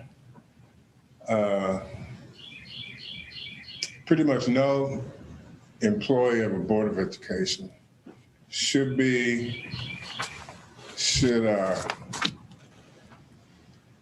teach or cause to teach or adopt a belief that slavery and racism is nothing more than deviations from founding American values. And I can hardly continue to speak after saying that. And it all just kind of like stems from that, this language that says no one should teach information that might cause people to feel superior or inferior because of their race or sex. But it's really like it's like first cousin to the voter suppression laws, you know, in my mind, that now we're not even, you know, going to be able to learn about the history of racism, genocide,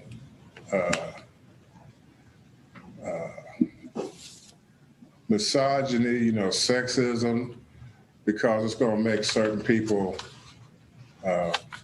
feel uncomfortable. And, you know, I remember coming through the school system, some of it, like this very building right here, you know, being taught about those things along with my white peers. And I could call some of them up to this day, and I'd be willing to bet that they don't hate themselves, you know. People are purporting that when to teach people about racism and slavery and genocide causes white kids to hate themselves and hate the country. So a lot of the language, you know, is about that, and I just feel like, and not only that, like these efforts, if you've been following any of this at all, there's about a dozen or more states who are like adopting or pushing these, proposing these similar type of bills, because it all came out of like a centralized effort, kind of like a Koch brothers movement, Heritage Foundation, you know, real far right-leaning, racist, white supremacist efforts, coordinated efforts, because it's not a coincidence that so many bills are hitting so many states all at the same time, you know. And that's part of why I called my column like Up South Ohio. You know, I just feel like they're dragging us back to, people are calling it Jim Crow 2.0, but it's really like the original thing, you know, is where we're headed. So it really needs, I mean, people are like organizing, you know, to push back against it, you know, but our Ohio legislature, I don't know how we're going to stop them, you know, but it needs to be fought. It would be, it even states in there that children who are taught information about racism, slavery, and related topics will not be awarded credit, you know, towards graduation. So I encourage you to actually look up those bills. the bills are 20, 30 pages or so, but this core language is within about 3 or 4 pages. So, and it doesn't take much to pick up, once you start reading it, what's going on, and I think that we as a village certainly want to, oppose something like this, but I think the first thing you should do is try to read the bills and get familiar with the language. Michael Caselli has created a webpage that I'll be circulating around that's full of resources. The bills are on there. Sample, there's templates, for people who, different categories, superintendents, teachers, other professionals that can be used to write letters to our legislatures. There's even some of our Greene County people are in on this. So, I definitely encourage you to get familiar with it and oppose it with everything you got. Thank you, Bomani. And I know you've had success in the past, so we want to support that. So Laura, why don't you read it in? Since Well, it's new? It's super long. I can read, maybe I'll read a few of the rest. I mean, Okay. that's how bad this bill is. All right. You Well, could go give on- us you could go on give us a forever. flavor. Give us a flavor so that we can Here's a yeah. Just a flavor. Yeah. So they introduced this bill, these two bills. And by the way, House Bill 322 concerns how teachers are evaluated and how they do their jobs.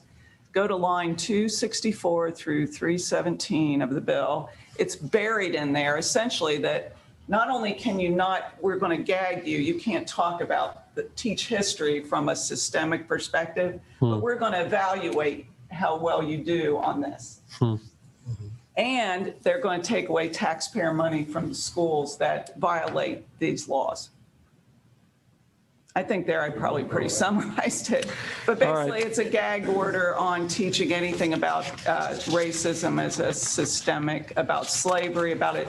You can't, they categorize these as divisive concepts, rather than an accurate depiction of the tragedy of American history in many ways. So. Okay. I think we're good. All You're right. good. So, all right. All those in favor signify by saying aye. Aye. Did I need to And- read it in more formally or? I don't think so. I mean. 2020, so what this is 2021, 28? Okay. So. So how about just, can I get a motion? I move. Second. Okay. All those in favor signify by saying aye. Aye. Okay. And clerk, could you send this to all the state legislators in the House? And could you send it to me in Word and I'll I did. get it going? Thank you. Okay. This evening. Okay, great. Brian, I just want to ask something. Yes. I appreciate the work you're doing, and I hadn't read all of Dr. Magruder's op-ed, but I did forward that to you, and you may have it already, but also you mentioned Michael Caselli putting together a resource. So Dr. Magruder, I think 10 days ago or so, had an op-ed in the Columbus Dispatch about critical race theory. So I just want to make sure that got added to the resources that you all put together. So It's in there. great. Thank you. Thank you. Thank you, council.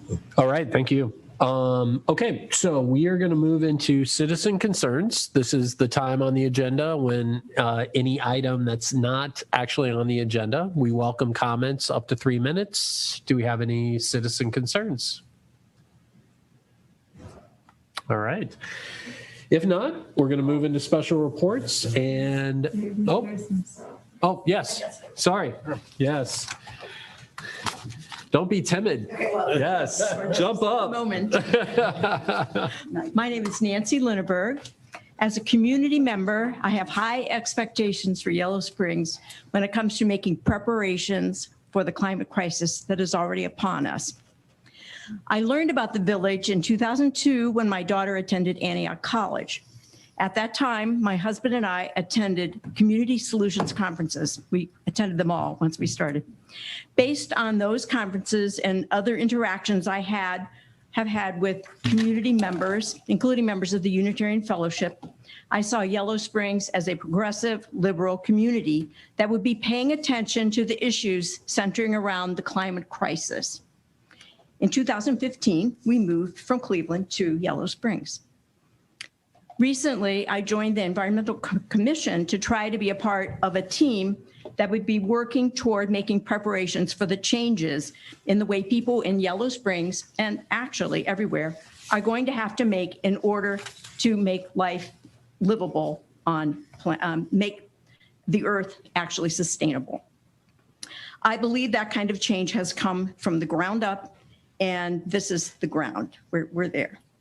I'm aware that there are other small communities, such as Oberlin, Ohio, that already have a climate action and sustainability plan in place. I believe Yellow Springs needs to follow their lead, the lead presented by Oberlin, to form their own climate action and sustainability plan. And at the end, I put, and as you know, there is no planet B, although that's a little bit. Thank you. Thank you. All right. Any other? Yes, Kat. So, hi. It's so nice to be here in person. So I walk my dogs daily along Fairfield Pike. Kat Walter, 535 Fairfield Pike. Sorry about that. Everybody knows it's a busy road. It's a pass-through. And I and my neighbors, my partner Deward, we've had many conversations about there's got to be something we can do, right? It's not just people speeding. It's if you're walking along the road and you don't have a place to jump off, there's no sidewalk, and a truck comes by and doesn't give you any quarter, doesn't even go around, there's no other car coming towards you. And let's face it, there's some angry people in the world these days. And it's terrifying at times, just myself, let alone with my two dogs. We have young families who've moved in. Kids are playing in the front yard. They veer out into the street. A couple weeks ago, you chased a car down that almost hit a young child. It's terrifying. And so there's got to be something we can do. When I look at this, I see a huge power imbalance between the traffic and the people, right? The people we don't have that there. There's a little bit of sidewalk, but for the majority of it, it's dangerous. So I did some research a couple years ago. I got a bunch of signatures for a petition, then I got busy and then COVID hit. So it's about 2 years old. So it's possible to do that again if there's a need for it. And when I did that the first time, I did a little bit of research, and there's no definitive best answer for this, right? So a stop sign, three-way stop sign at Fairfield Pike and King Street, I can't imagine why that would not work, help. It's not going to stop everybody. There are people who will speed up after they stop, right? But it could help. And I think that it's a multi-pronged approach. You know, sidewalks, great. It's not going to happen overnight, but we definitely need spaces to walk because we have elderly, we have people who are just not that ambulatory, but need to get out, kids, bikers, cyclists. So I would love to have the discussion, but you know what I think at this point. There is one thing that has worked really well. Farm ducks. Oh, farm ducks. Farm ducks, yes. So when I work from home, my office upstairs looks out over the road, and there are ducks that live on a nearby farm that like to go across the road along the creek, right? And I have to, they just go out there and stand in the middle of the road, and they will stop 2 to 3 cars, and it's just beautiful, but we're losing ducks because they get hit too. And Dewar and I've talked about maybe holograms, some sort of animal running. I mean, there's got to be something. So thanks for your time. I hope there's something that you'll consider we could do fairly soon because it's just dangerous. All right. Thanks, Kat. Yeah. And actually, I mean, I do think we should consider it, I think take a look at stop signs are effective. Okay. Yes, we will look into it. Yeah. As a separate question, I have one. All right. Just real quick. Keep it short, Deward. Deward Headley, same address. I think Polecat and Fairfield Pike are the only two places, if you come into town, where there's not a reduced speed limit before you get into town. They both go from 50 miles an hour. I know this, if you drive with the GPS, it says 50 miles an hour. A lot of people do that until you hit that 25. So that's something I think would be worth looking at as well. Yeah. Thank cool. you. Thanks, Stuart. All right, cool. Any other citizen concerns? Yeah. Oh, yes, Sue, please.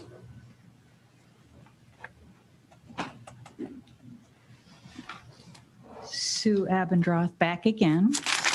I thought the proposal for Citizen Review Board was on the agenda, but apparently it is not, or I don't have It's still, yeah, I think it's a new business item. new business? Okay, Yeah. then I'll hold my comments till. Okay, thank you.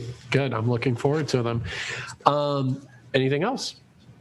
All right, we're going to move into old business then, or I'm sorry, special reports. And yes, Cheryl. Very excited to hear about the Wheeling Gaunts. Cheryl, I have the documents. How do you want me to present them? Well, actually, I'm just going to do like a quick brief introduction, and Nadia Malarkey is actually going to do the presentation for the space. Okay. So, and then maybe Jerome may have a couple of things, but I don't want to be long. First thing I want to do is say thank you to some of our ancestors right now, Brian Mon and Phyllis Jackson, who are no longer here to see the end of this project. I think that's very important because it sets a tone for history and making sure that people that we acknowledge have been a part of this process are acknowledged and documented throughout this. This is what we have done, I would say roughly 24 months and one pandemic year. I presented an idea around the Wheeling Gaunt sculpture that right now we're at the end of the process. And I am happy to report that sculpture has been, is actually in the process of being bronzed at a foundry right now.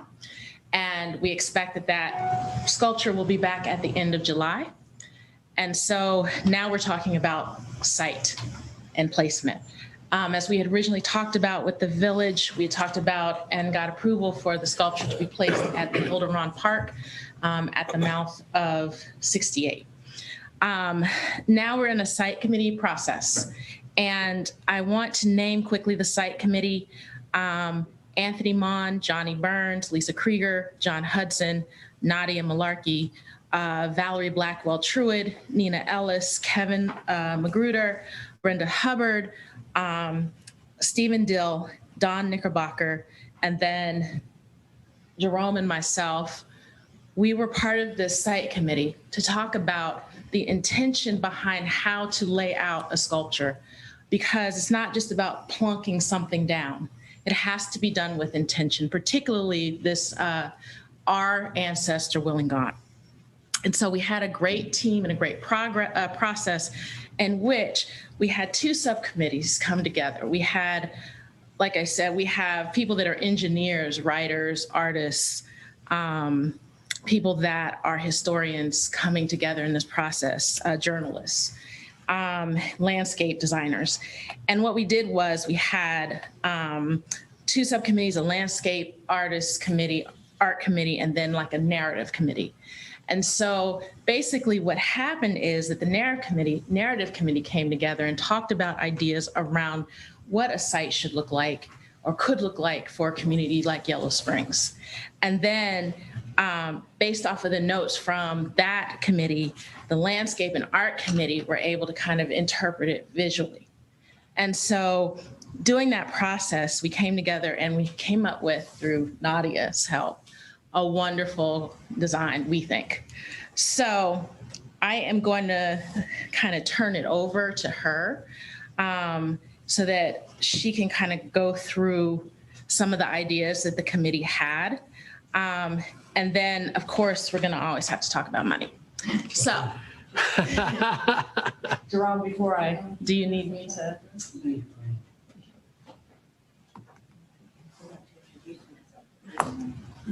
Sorry, Nadia Malarkey, Yellow Springs. This is where we need the visual aid, please. You got it. But all I want to say, I was really honored to be a part of this committee, especially today, now, with all the discussions we've been having about narrow-mindedness, exclusion, racism, and to be able to honor a Yellow Springs resident who was a former slave, who had so much magnanimity and love that he gave away and had joy, even though he had so many troubles from what we can see. This was a very special project to be a part of, and I was very fortunate to be part of a great team. So I just want to give you a little bit about, that's just a visual. I don't know, how many of you have actually seen the sculpture in this room? You have, okay. Well, I know after we'd gone through the process, Anthony had finally finished it, and he took a picture of it being packed up in a crate. And several of us on the committee were moved to tears. And my husband described his face. And he said his gaze is so powerful, a blend of kindness, and yet it reflects a history of what troubles he's seen and experienced. And this piece is truly inspired, truly inspired. I mean, it gave me goosebumps when I saw the final view of his face. So the pictures up there is the maquette, or whatever it's called. And there's some tiles there. We were playing around with tiles. So if you could get to the next slide, please.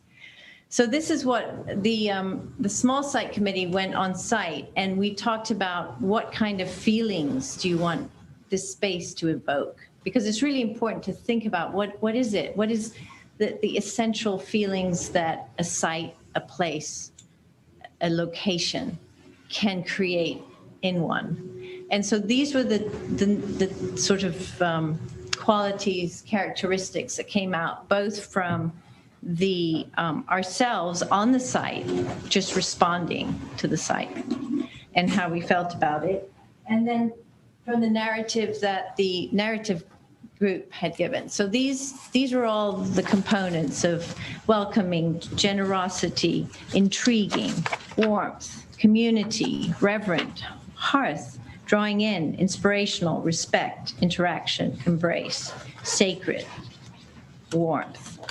And one thing we did feel is that this space had to really be about Mr. Wheeling Gaunt.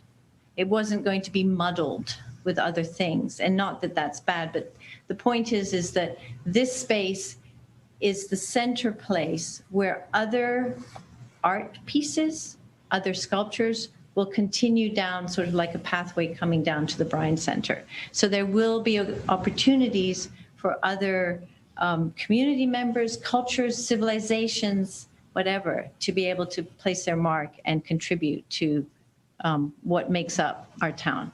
So if you go to the next one, please, Josue. So that's what we did. We took a photograph and we sort of photoshopped Mr. Gaunt there and decided that he really needs to be on that side of the oval. So the idea was to create a gathering space with that oval there.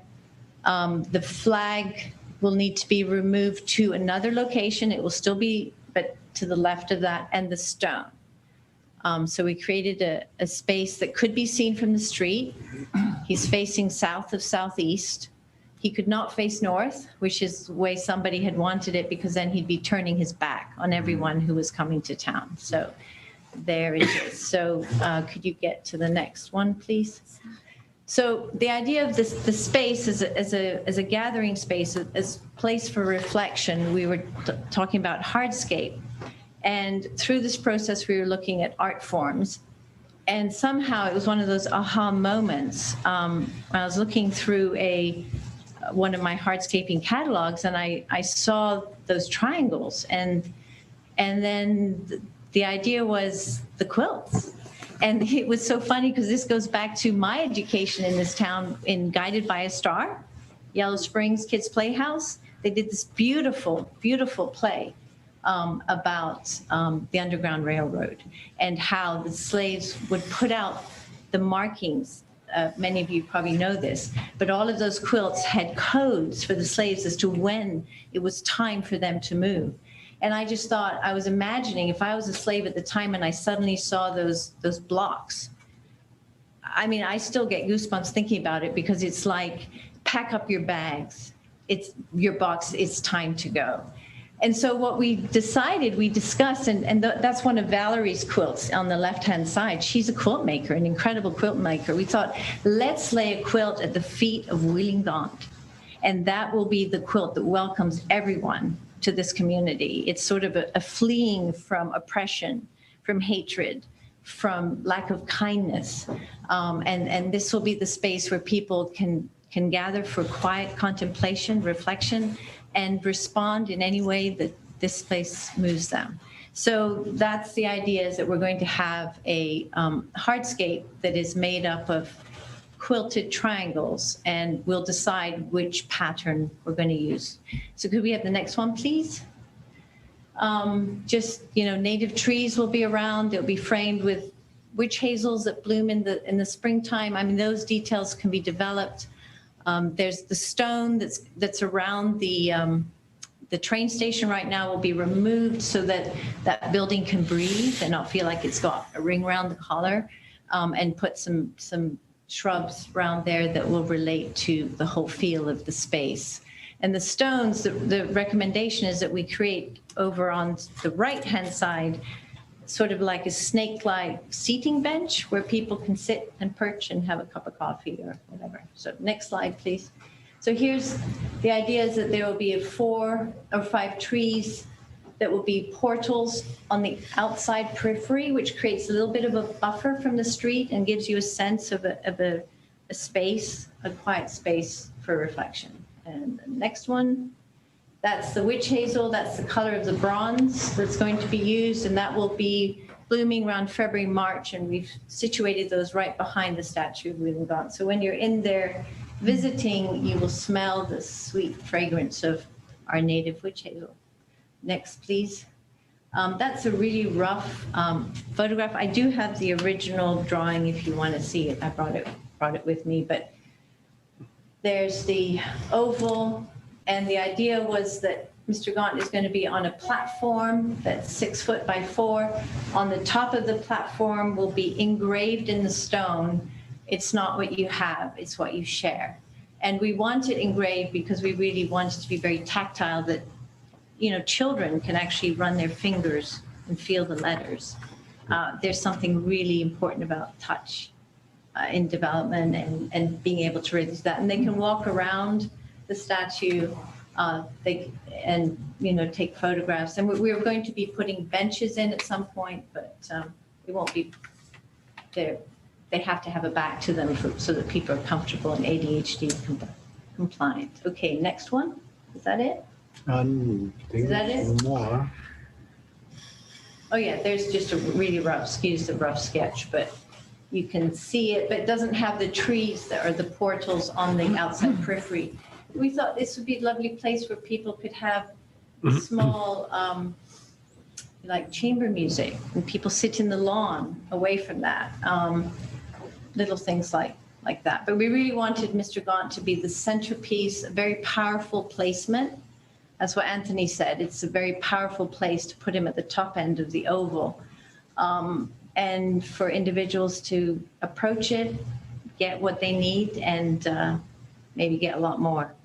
So thank you. Thank you. Yeah, I think it looks great. I love that benches are contemplated. Mm-hmm. It seems like those would fit nicely. Jerome, did you want to say anything? Yeah, please. Jerome Borchers, President of Yellow Springs Arts Council. It's been a real pleasure to be working with this project for now 3 years. Appreciate the council's support every step of the way. We're coming to that ending. As Cheryl said, we're in phase 3. We're not going to have a phase 4. Okay.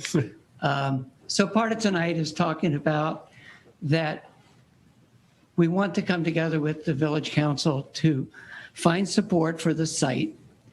Our original budget actually for this site was only $6,000. And we know it's going to be quite a bit more than that. We also have some in-kind commitments. So we're hoping that the village can work with folks in town like Van Lane or Richards Off. And there's a group of Independent Order of Odd Fellows that want to help. And there are some things they can do, certainly, without charge. So we are on our last phase. The site is the last big piece. We will have a unveiling at some point. And so, you know, it may seem like August, September is far away, but that's going to come pretty quick. So tonight, we just wanted to share with you our progress and hope that you can take a look at your budgets where Parks and Recreation might be able to float something this year and wait till next year on other projects. But we'd like to begin that discussion. Thank you very much. All right, thanks, Jerome. You know, I think in terms of the financial piece, if you guys could maybe give us a one-pager of what you would like, and we can consider that. Yeah, so. Yeah, we actually have the numbers. We can go ahead and float that to you. And I will say that we do know that there are very specific things that can be phased in later, and we know specifically what needs to be done before the placement of the sculpture. So those are definitely conversations that we can have and we can float to you. And yeah, Cool. we're definitely in a place. Well, and I mean, I think you guys know you've got the in-kind support. The, you know, more monetary piece is a little bit more challenging, but we'll talk about it. So, all right. Thank you. If you have numbers, I won't sleep because I want another number. Okay. So if you have any numbers for us. Are you ready for that to happen? I know we did the gas line relocation, so we've done that work already, and yeah, so that's ready to go. Mhm. So ballpark, just estimate. I mean, some of it is, sorry. It's probably going to be something like 35,000. Yeah, that would be, and the hardscape would really need to happen first. And then need to make sure that those trees, those 2 juniper trees, really, we want to preserve them. They are very much part of the space. So, Okay. yeah. And that 35,000, that's the gap. That's what needs to be, we need to There's figure out also- that 35,000. Is that correct? So, yeah, you can subtract some in-kind, if we can have that. And, you know, when we originally slated 6,000 for the site, we didn't even know the location. I mean, that's how new the project was. So we feel we can do some additional fundraising. But I think 35,000 would be a number that would complete the site. Okay. So the only thing I would ask from this point would be if there's a breakdown of what that $35,000 estimate is. You know, obviously I can't commit the village's fund. Council would have to approve any funding of this amount. So if we can get a breakdown and I can see what could be in-kind, things that we could do or we could leverage partners to do. And leverage partner, I mean, as kindly to the folks that we work with. And you mentioned a few folks that I've spoken to, Todd, and Todd's a great resource. So. All right. Thank you very much. Very exciting. All right. And so do we have Krista on Zoom? Is on Zoom, and so is Michelle. I see Michelle. So there's Krista with. Oh, is that Krista? Oh, yeah. Look at that. See? And I'm technology at its best. And I'm going to unmute Michelle as well. And Krista or Michelle, or one of you doing any screen sharing? I would like to share the maps, Josue. Okay, so I am going to make you co-host over here so you can share your screen. All right. All right. Okay. Right now it says host is disabled participant. Yes, it asks me to confirm that I want to give you such power. Okay. All right. Such power. All right. Let's see. You should be able to share your screen now. All right. Thank you. And I've just got to turn it a little bit. And I'm not sure if I can do that. All right. Okay, I don't know, Josue, it does not appear, let's see, that I'm able to turn the map. So sorry. Are you in a Mac? Are you in a Mac or a Windows? Windows. All right, hit Control, Shift, and R. Hold those three together. That should get you to. It's okay. I'm in an Adobe.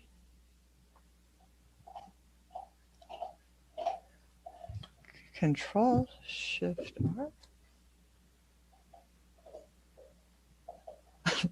I'm so sorry. This is terrible. This is so late in the day. Okay. And I think both the maps are actually at a bad angle. In your package, you had the map where this proposed solar array is as well. Is it possible for you to try to share, Josue? I don't want to take unnecessary time. Did you send it to the package? Online? Okay. I will go online and get it from our package clerk system, and right. we'll be able to. Thank you. Okay, thank you. And I appreciate having a chance to come to you, albeit virtually. Hopefully I don't have any more technical foul-ups here tonight, but just wanted to give you an update on the 5-year Jacoby Partnership project, which the village has been a partner on all along. We headed into this $3.2 million project with 12 partners and with state, local, federal money all coming together to try to really make a go of wrapping up the Jacoby Greenbelt that the village has long had as a vision.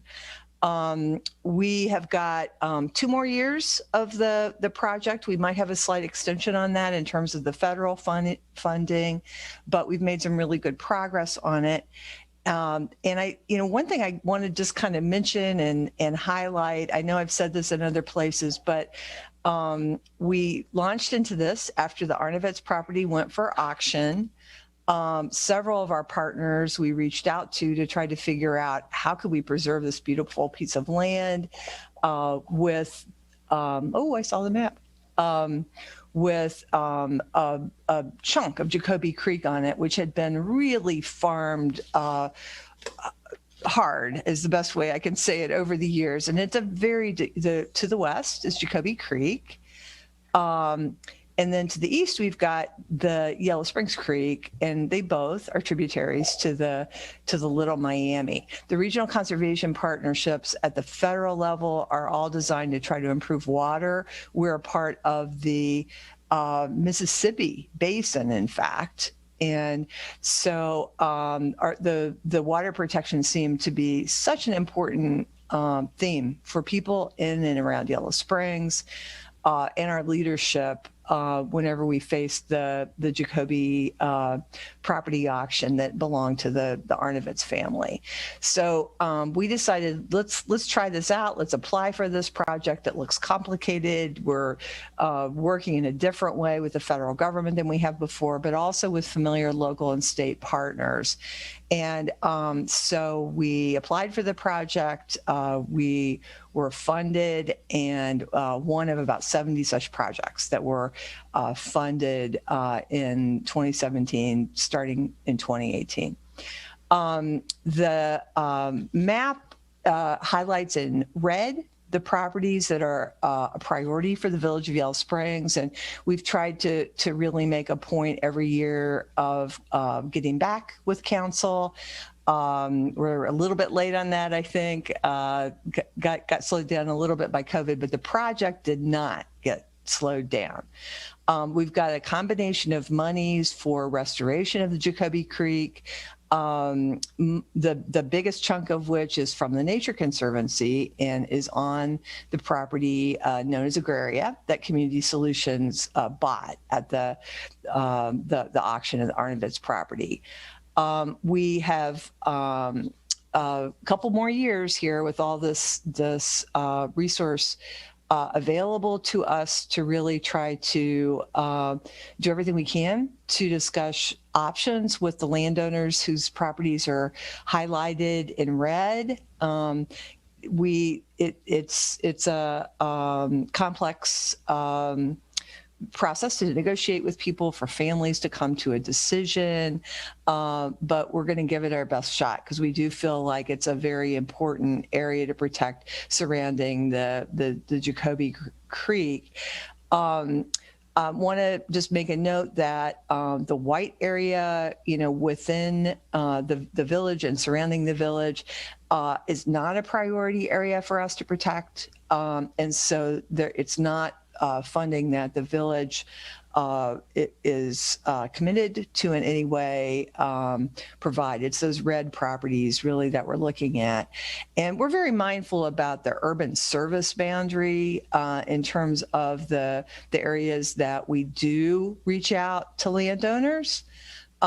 Because we understand that there needs to be more development in Yellow Springs, and there are certainly still areas that are available for development. The blue properties are those that were a part of the country common. They're kind of a second tier priority as far as the village goes. The properties that have kind of little tree symbols in them then are the state-owned John Bryan and Clifton Gorge Park. I want to point out that we have been able to get secure commitment on 4 new easements. One of them is just west of the Jacoby Greenbelt, highlighted in red. It has a good bit of road frontage, not a huge farm, but all farm field on Dayton Yellow Springs Road. And we're continuing to talk to those other landowners along Dayton Yellow Springs to see if they might be interested in moving ahead on an easement. I'd like to probably, kind of throw in the solar piece at the end. And as I talked, I can just kind of talk a little bit more about some of the things that are featured in the newsletter, which I shared with you, but point out on the map where we have pieces that are relevant to the map. During the COVID year, we were very happy to participate in the Yellow Springs Certified Wildlife Community.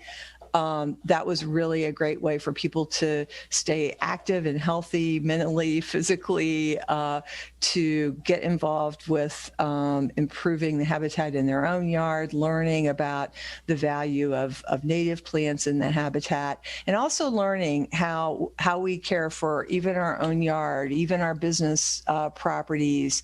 All really does also relate to climate change. Carbon sequestration can really be affected dramatically. The bigger the property, obviously, the bigger the impact. But while climate change was not so much a theme of the original grant that we submitted, it certainly has become more and more of a focus. And we're very happy to see a much bigger federal emphasis on climate change in the way that agricultural and other lands can be managed in a way that is friendlier to the climate. And so we're looking forward to continuing to work with the village and other partners on climate and sustainability planning, and see this as a part of the activity that will go on into the future to address climate change. We have used a good bit of the funding for conservation practices. That's also a part of this project. We have got an interesting situation in Miami Township, and a little bit into Xenia, a little bit into Bath, a little bit into Cedarville. But the project area is only 26,000 acres, and it's focused primarily on Miami Township. And we basically have had a great response as far as conservation practices, despite some initial skepticism from our district conservationist for Greene County, who said, a lot of that land is owned by people who don't farm, and they're not very familiar with the conservation programs that are available through the Natural Resource Conservation Service and the Soil and Water Conservation District. So we knew from the get-go that educating landowners as well as farmers was going to be a really important part of our mission. And we're happy to say that that education has really had a good effect, that we look to be able to easily use all of the $400,000 that was targeted for conservation practices through NRCS. And we've also attracted interest in a lot of other practices funded by other means through the Department of Natural Resources, Pheasants Forever. We've really gotten a great improvement in terms of interest from landowners and discussions with farmers. About 70% of the land in our 26,000 acre project area is owned by people who don't farm it and probably haven't farmed it for a generation or two. And so that discussion is just really important to have. And we see that as something that's going to continue, that landowners who perhaps were not at all aware about what practices being used on their property meant for their soil and water quality are much better aware now. And we really appreciate our partners in doing that education, especially Agraria Community Services, the Village of Yellow Springs, and the Environmental Commission through the wildlife habitat community and through other trainings that we've done. Funding for cover crops and small grains are among those. If you look at Dayton Yellow Springs on the map, just to the north of just to the north of Dayton Yellow Springs Road, all along that red property, you may have noticed that new grass waterways were put in place, and cover crops were used through the winter. And at least some sections of the fields were put into a small grain rotation, and all of those things sequester carbon and improve the soil and water quality as the water flows off of the properties. We have got more best practices. We had a second round of funding for conservation practices through the EQIP program. We've also gotten some interesting new projects that some of those conservation funds apply to in Glen Helen, and again on the Arthur Morgan Institute for Community Services Agraria property, as well as several privately owned farms. One of the pages I included in your package also talks a little bit about some of the different aspects of the project.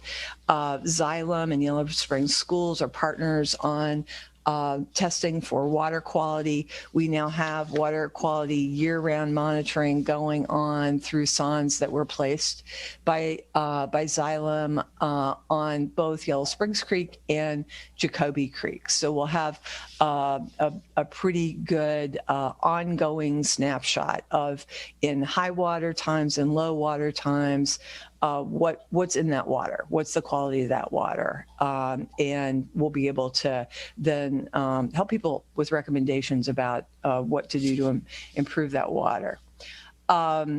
The easements that are funded to date, I pointed out the one on Dayton Yellow Springs, and then the others are up in Bath Township. We've got a couple of properties that are funded that are definitely important contributors to the west side of Miami Township. We've also got highlights of the Growing Green Conference this year, and please, if you haven't already read it, take a look at those elements from the newsletter, because I think that they'll be helpful to understanding kind of the depth and breadth of what we're doing. If you want to go to the map for the, do you want to go to the map for the proximity of easements to the solar array? I'm sorry I'm not in the room tonight. I wasn't realizing that this was blended, or I would have gotten there in person, but. This map? The last one. The last one, okay. So this is a follow-up, I think, to a prior discussion in a village meeting, and we just thought that would be helpful to share it to you. As you can see, Yellow Springs and the protected properties that surround it, we don't have the properties we desire to protect there, but you can see very, very close to them as you head south, all the properties that are under lease with the Kingwood Solar development, and also those that are evidently transmission easements are highlighted in blue. You can see that both to the north and the south, we have a number of protected properties. And indeed, that most of those properties in yellow are in fact in our Jacoby Partnership area, which is a little bit of a heartbreak in that we do have a lot of easement funding to try to protect those. But those there is not compatibility between those leases for the solar farms and the conservation easements. I want to have time for questions, but I also want to just introduce Michelle briefly. Do you have questions or? I mean, I think we've gotten a pretty detailed presentation. So if Michelle wants to highlight anything, and then we probably need to move on. So. Okay. And just to say, we are interveners in the solar situation. If this comes to pass, we certainly want to make sure that water safeguards are an important part of it, and that soils are actually restored at the end of the project. It's going to be kind of a long process. Michelle can't unmute herself, but I bet that we can figure that out. Anybody who gets our newsletter probably knows that our next executive director is Michelle Burns. The board made that decision a little while ago. We added an extra staff person who is now pretty well established. I am very not just comfortable but excited to hand over the reins to Michelle. She's done the vast majority of preservation work that we have in the done at the Land Trust and around this community. And so please welcome Michelle and continue the great working relationship with her that I've gotten to have with you. And thanks Josue for unmuting me. I don't want to add anything more because this meeting is already plenty long. So thank you, and just know, get in touch anytime you need anything. I'm here. All right. Thank you very much, guys. Thanks. Appreciate it. And we are going to move into old business. And I believe, Mary Ann, you're going to talk about climate action.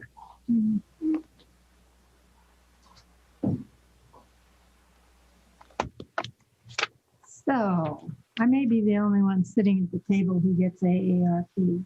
I don't know. What are you doing? Come on. I get it now, too. Well, then, if you've gotten the AARP newsletter, you saw the front page, climate change, and all of the issues that climate change is bringing to community, determining where you live, your health, economy, everything. So as I was sitting here, this has been such a rich meeting and a long meeting, but coming together and seeing everyone. I mean, we've talked about ethics, broadband, the Wheeling Gaunt statue, the Pride celebration. And it made me realize that the whole purpose for developing a climate action and sustainability plan and have that as a framework, an overarching framework that's administrated by a coordinator, is to be able so that we can ensure that this community continues to exist. That is the reason for doing this. And so we've had over the past several months different updates on what's been happening in the Environmental Commission in terms of developing the concept of a plan that is really holistic, that involves not just village government, but the community, that can be accessible to everyone and for everyone in the community. So, and the concept is to have a pilot project, see how it works, 6 months. And last council meeting, council approved funding for that, $28,000. I believe that Josue had sent out the RFP and that it's also in the packet.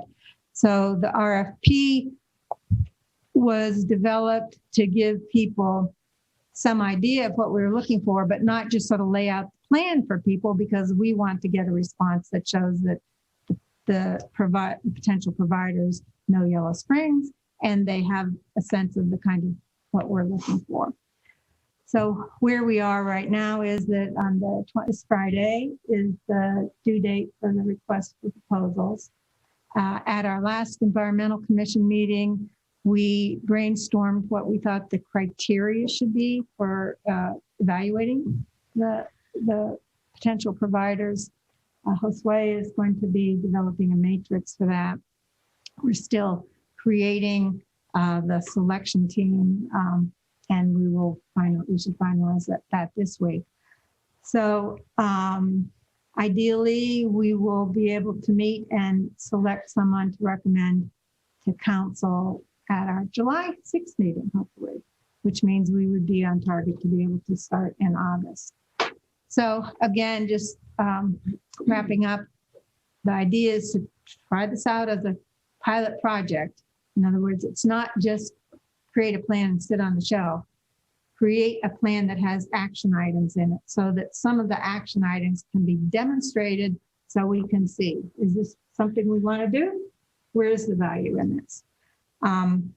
And it's called a climate action and sustainability plan because climate change is one aspect of what's happening. Another aspect is the loss of biodiversity, which is equally important. It's just that we don't see that as much as we experience climate change. And the sustainability part means even if we lower our climate footprint, even if we create more native habitat, we're still going to have to deal with the impacts of what we as humans on the earth have created. So those are the pieces of the plan. I don't know if Josue wants to say anything, and we have some people from the Environmental Commission who might want to weigh in, and I don't know if, I'd hope Matthew Lawson, who's the chair, would be able to say something. He wanted to do that, but I guess he's not been able to figure out how to get on the Zoom. Right. I do want to say something. Okay. And we're waiting for Matthew Lawson to come back. I've emailed them the link. What I'd like to say is that in the newspaper, this last week's edition, there was a note about what was discussed at the last meeting around the Climate Action Sustainability Plan. I felt there was a lot of the conversation that was left out.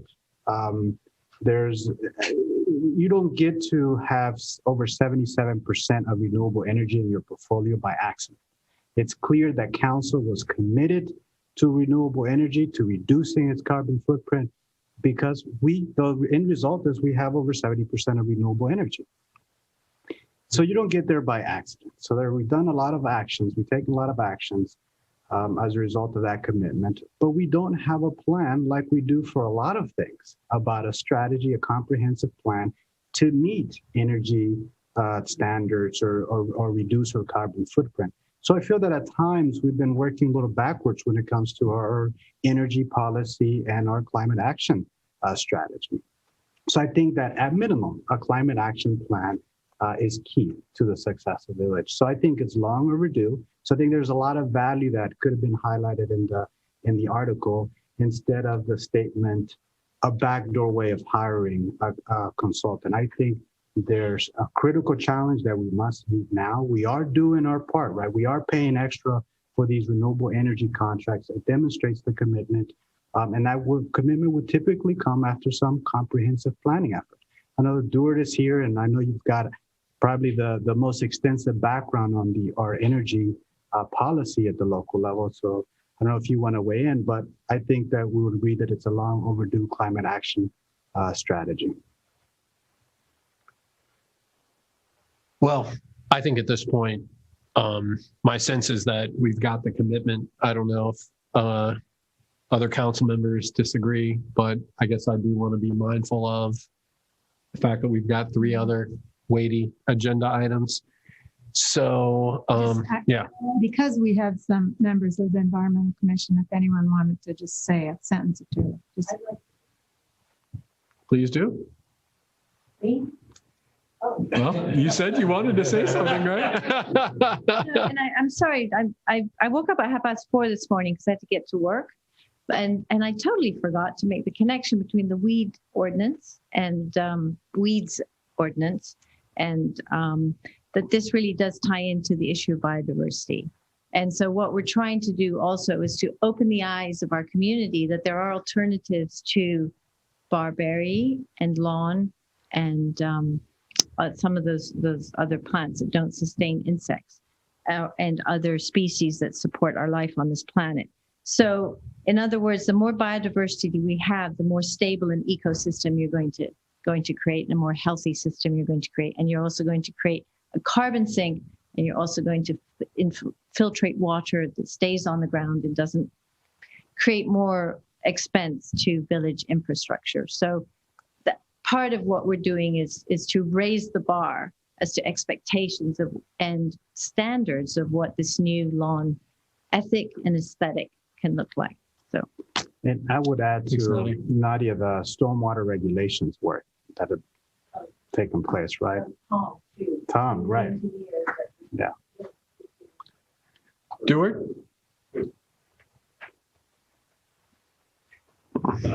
Former environmental commission member, definitely super supportive of this approach.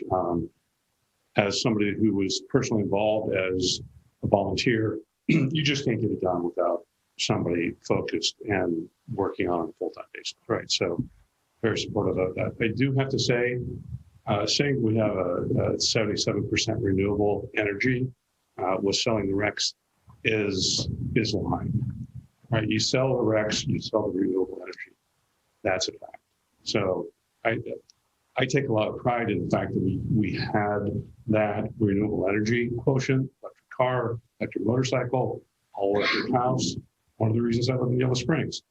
So I think that's something that we really have to look at over the long term. So. Okay, any other comments? Yes, please.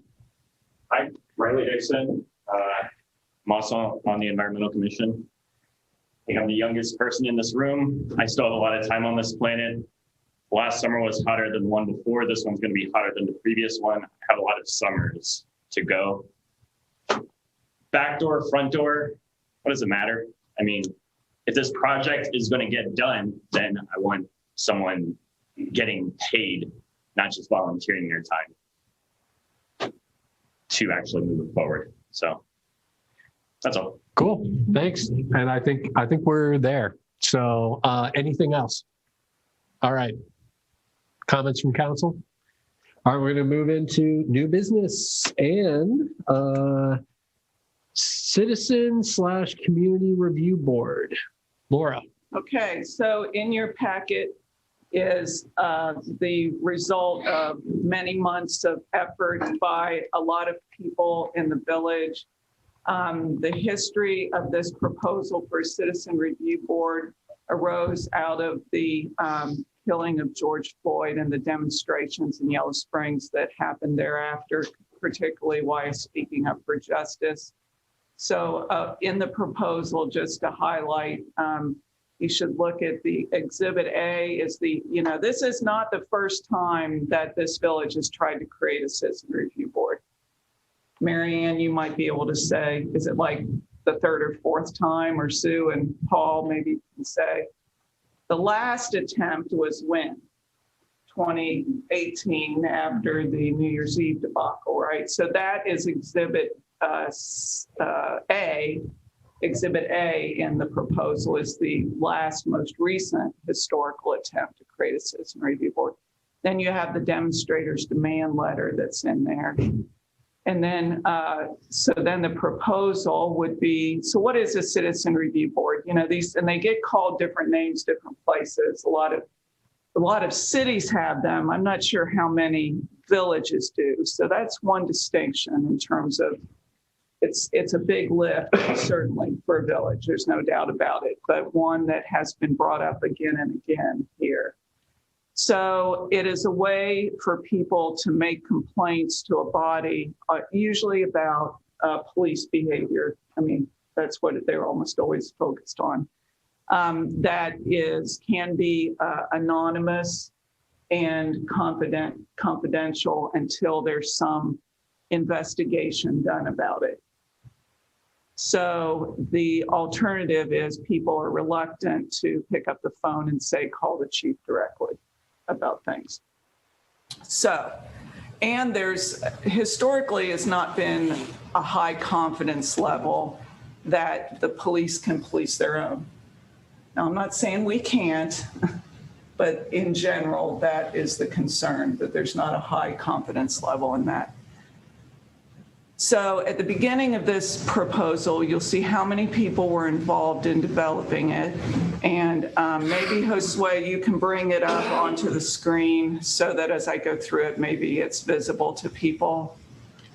What do you want to say? It's been reviewed twice, developed by a subcommittee of the Justice System Task Force that include John P. Jommer, Louise Smith, who's here tonight, Bomani Moyenda, who's here tonight, Michael Slaughter, Philip Lawson, Cyprian Sajabi, Angela Allen. Now she moved away, but she's still involved. And then I got brought in as the drafting assistant. You know, you might recall this was Lisa Krieger's subcommittee, and then she got that busy job, and then she handed it off to the subcommittee, and that's when I got pulled in. Although I will say Lisa has agreed to sponsor this legislation with me tonight. So then we had 365 reviewed it twice, and we had a lot of people make comments. Those are in Exhibit F, are the citizen comments. And some people gave us, you know, it was just such terrific questions that were thought about during the process. Exhibit G is the timeline of the development. This was a very involved process, as the folks here will attest to. Exhibit C has a procedure for processing the complaints. Exhibit D is the flow chart of that procedure. Exhibit E is just examples of how the different kinds of complaints could get processed. So I think a couple things to understand are that although many people complain, as is their right, not all complaints are of equal weight or require government effort. So, for example, so that's why, you know, some complaints tend to sort of sort them out into two types. And if you could, Josue, bring up the flow chart, which is D, Exhibit D. So, yeah, if you could flip it around. Okay, so when complaints come in, they tend to be quality of service complaints, like the police didn't get there fast enough, or when they got there, I thought the officer was a little gruff. Could have been nicer to me, but yet it doesn't rise to a racist comment was made or something that would be a violation of policy, right, that you would recognize it as such right away. So quality of service complaints. The thought is that the complaints would all come into probably a working group of the Citizen Review Board, which would be the CRB chair, one member, its clerk, and its legal counsel. Its legal counsel would be separate from the village solicitor. Why? Because the village solicitor represents the police department in the village. So they would have to have separate legal counsel. That also provides for confidentiality. So whatever the hotline is, it'll ring in probably to that lawyer's office, and the paralegal would be the clerk of the CRB. If it's a quality, so the complaints, let's say in a 2-week period, complaints come in, they get sorted by the chair, the member. If it's a quality of service complaint, just gets shuttled back to the chief. Not something, the CRB is concerned with violations, serious violations of policy, the law, or procedure, particularly ones that cause harm to individuals or that are blatant violations of our anti-discrimination policy. So quality service complaints go to the chief. He reports back to the CRB and to whoever complained. Misconduct complaints, which would be suspected probable cause violations of policy, law, procedure, those would go to the CRB.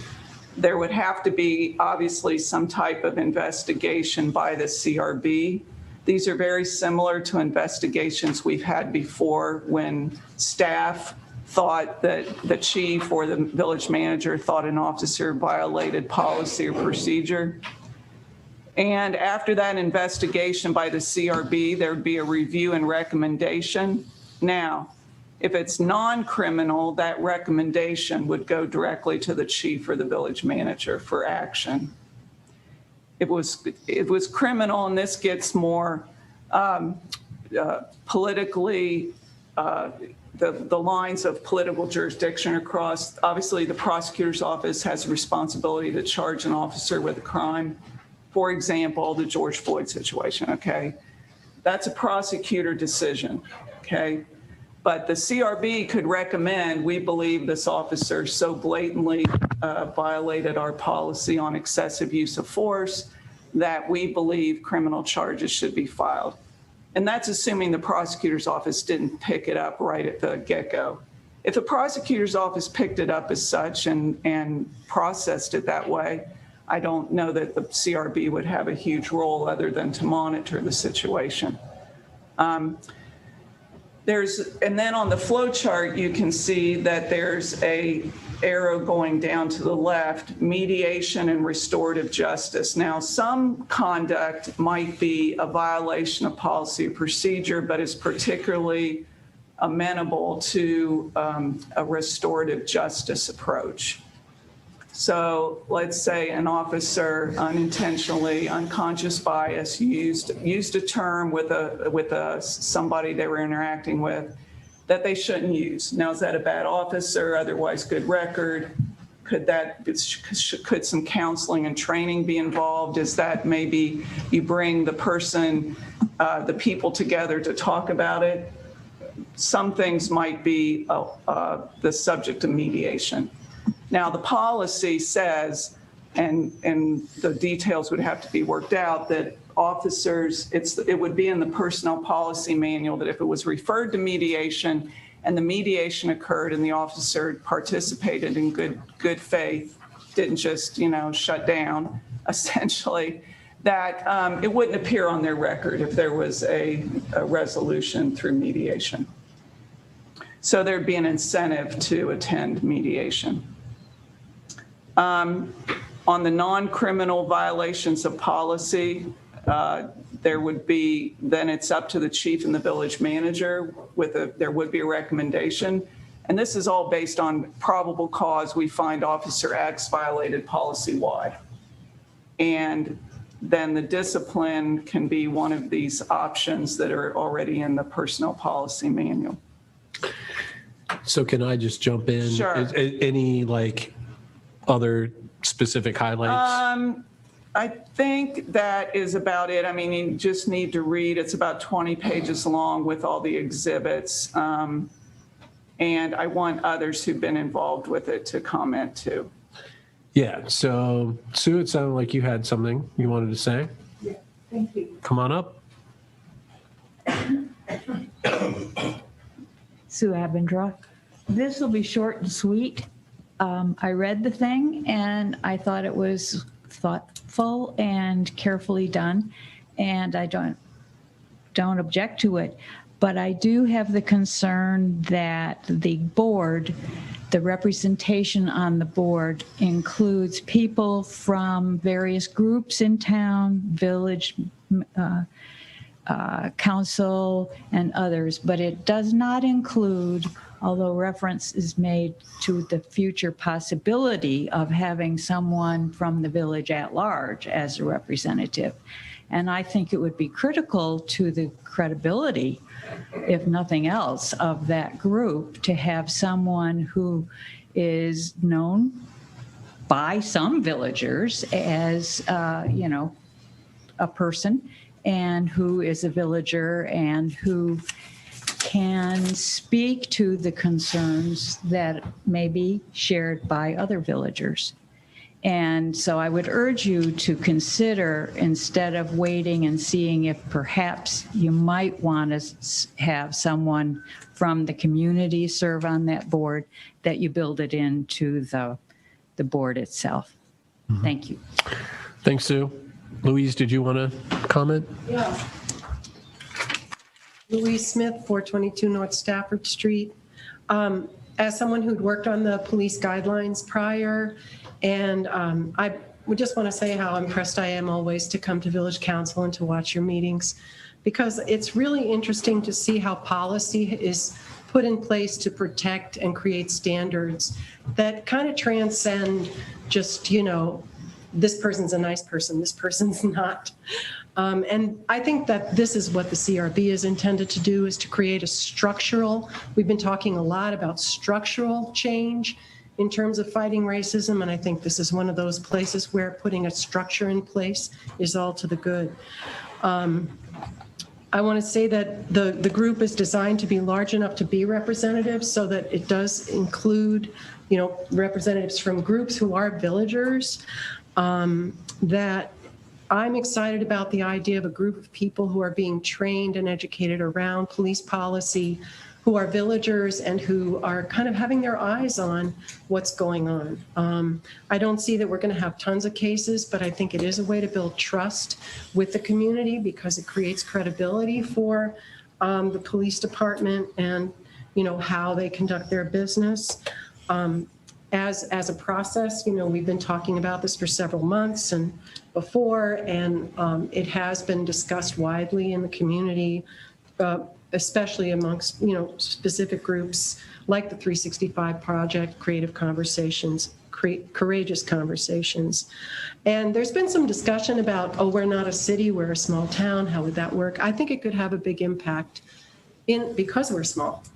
I think it could be very empowering for the citizenry. So, that's all I wanted to say. Thanks, Louise. All right. Bomani, did you want to add anything? Sure.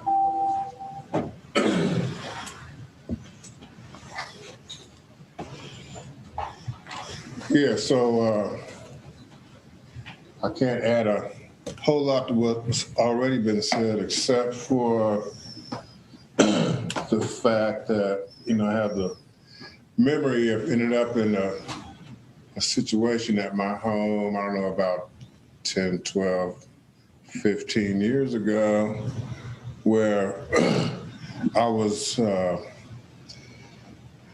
virtually attacked inside my house by a police officer.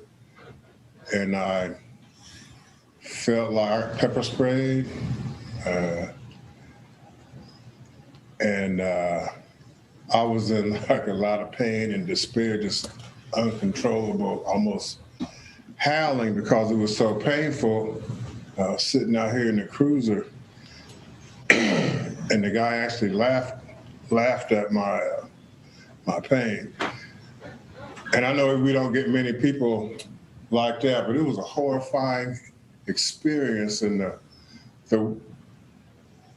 the aftermath was almost just as painful because I didn't have any recourse, ended up one of those situations where I made a complaint, and the officers, there was a couple of county sheriffs involved, so they got to investigate themselves.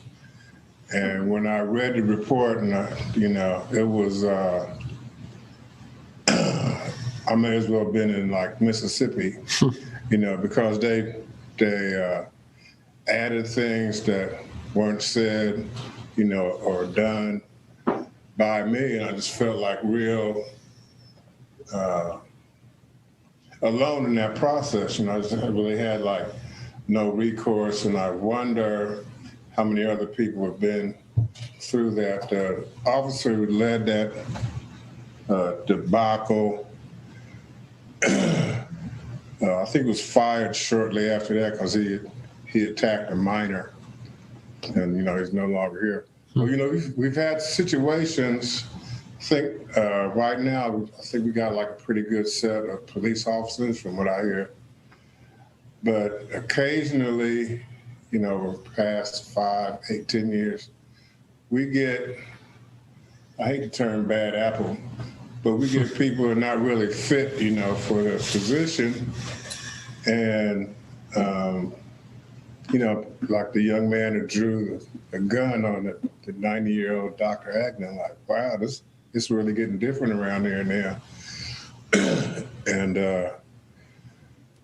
I think it's real important to have something in place in the sense of accountability, and a unit that can be kind of like representative of the community, and also have like a little bit of like a clout, in these kinds of situations, however rare they may be. But with things in the climate, it's like, you think you hire a decent officer, and you find out a little later that's probably not the case. Through no fault of your own, people change, and people are able to ride through interviews, like a champ, and somewhere down the line, the real stuff comes to the surface, and people with that kind of power can be really dangerous and cause harm. So I just think we need like something in place to hold folks, and accountable when that happens. I think it needs to be a representative group from the community, some trusted individuals, who undergo some training for those kind of positions. So.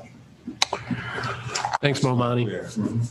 All right, so as Laura emphasized, this was discussion only tonight, and we will be bringing it back. I appreciate, Bomani, what you shared. That's very important for us to understand. Louise, I also appreciated that you highlighted that the Community Review Board may not get a lot of action, but that doesn't mean that it's not important. But it does, I think, highlight that we need to think about the proposed price tag. And so I think when this comes back, some things that I'm guessing other council members are going to care about is, one, why we need separate counsel. I understand the independent aspect of this group, but I think we need to think about that.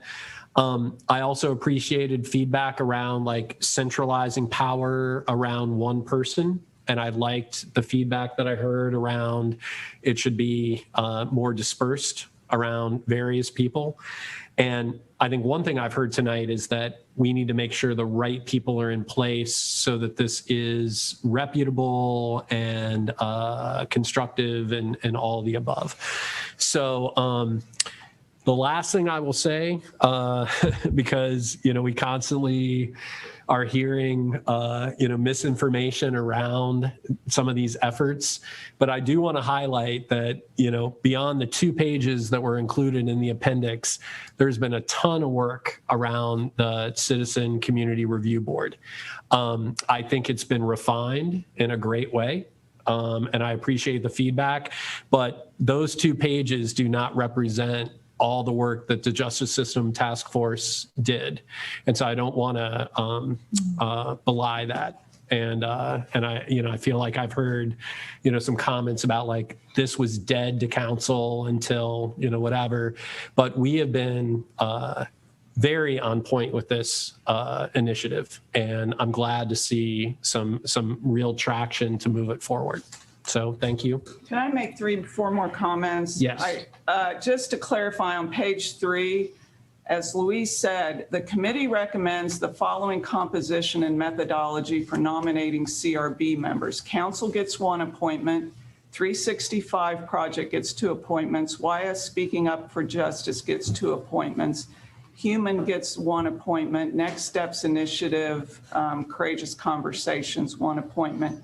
And then the CRB chair, we wanted some specialty areas represented, like mental health and higher education. That's why somebody, if those kind of people weren't nominated, the chair has the power to go find somebody to fill those seats. And I love that. I just think I would expand the group that makes those decisions. I just don't understand who the one person thing is. I just don't understand it, because there's all these community groups get to make nominations. Well, it says the chair will nominate those at-large positions. For the one seat for the mental health person and the higher ed person. Okay. And then the budget, yes, ladies and gentlemen, there is a budget. Part of the thing is confidentiality, record keeping. And I've said before, the reason is there's essentially divided loyalty of legal counsel if they're representing the village and those officers, and the complaint is about those officers.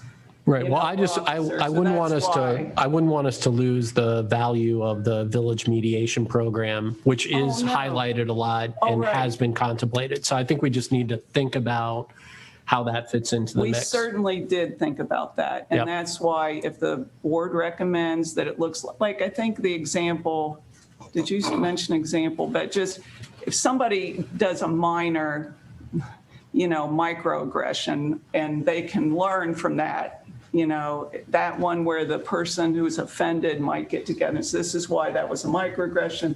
This is why that offended me. Some learning could happen with that. So we did think about that. And go ahead, Louise. I have to say that we did talk about village mediation, and it's a question of, do they have capacity for, what is the capacity now? But we talked at length with people from village mediation, and there was a little bit of like taking this on them in addition to, like were we not to have legal counsel, for example, that would get kind of tricky for them.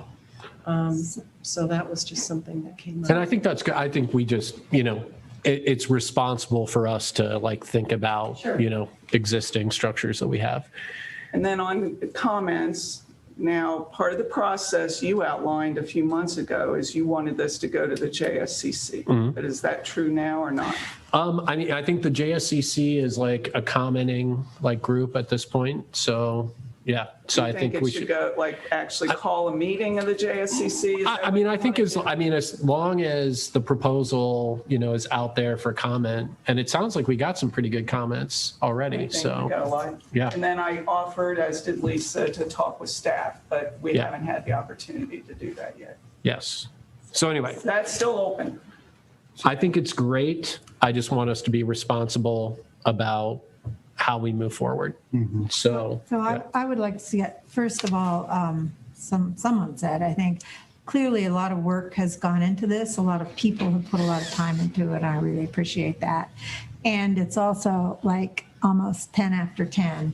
So, for me anyway, as the evening wears on, my brain starts slowing down. And I really'd like to have the opportunity for us at council to talk more about it, not just for council members, but for the community to hear more about it. So I'd be interested, for example, to talk more about, well, what training, who would do this? You know, pull out some of the features of it, as well as who would be on it. So I'm requesting that it come back at the next meeting under old business for further discussion. Yes, agreed.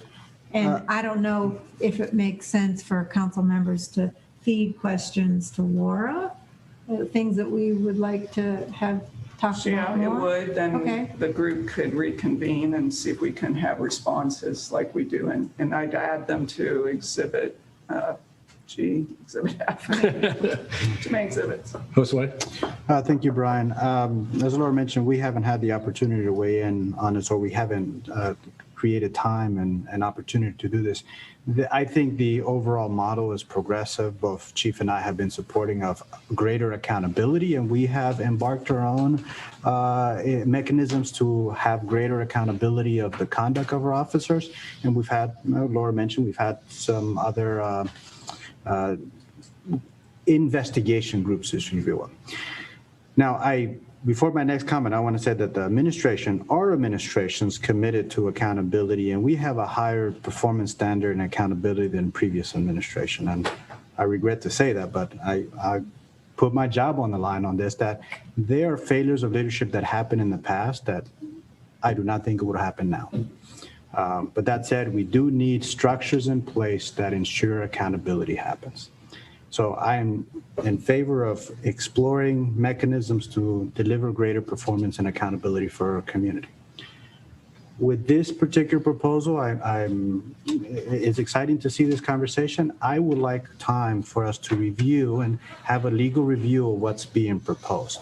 There are things in here that I'm concerned about, such as creating new contracts for the employees, specific legal language around personnel manual changes, and there's a few other things that require legal review.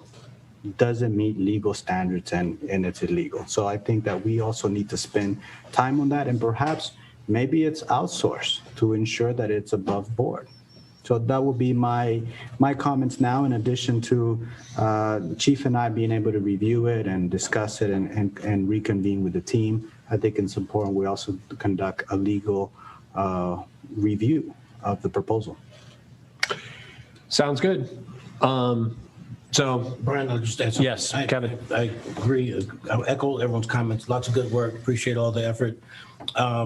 Yeah, but if we're going to do that deep dive that Josue is referring to, I wonder if next meeting is too soon to really do all the review that needs to be done. If it's a living document, it's just a process, then fine. Next 2 weeks is just a step in the process. But I doubt if the level of review, I wonder if the level of review that Josue was referring to could get done in 2 weeks. Yeah, we can see if we're ready for a check-in. But I mean, honestly,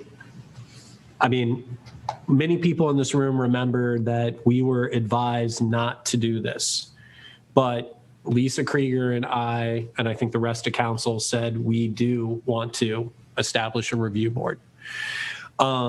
So I'm excited that there's progress and that, citizens are providing the capacity for that. So yeah, I'd like to continue to check in, and I'll just say we will make something happen soon.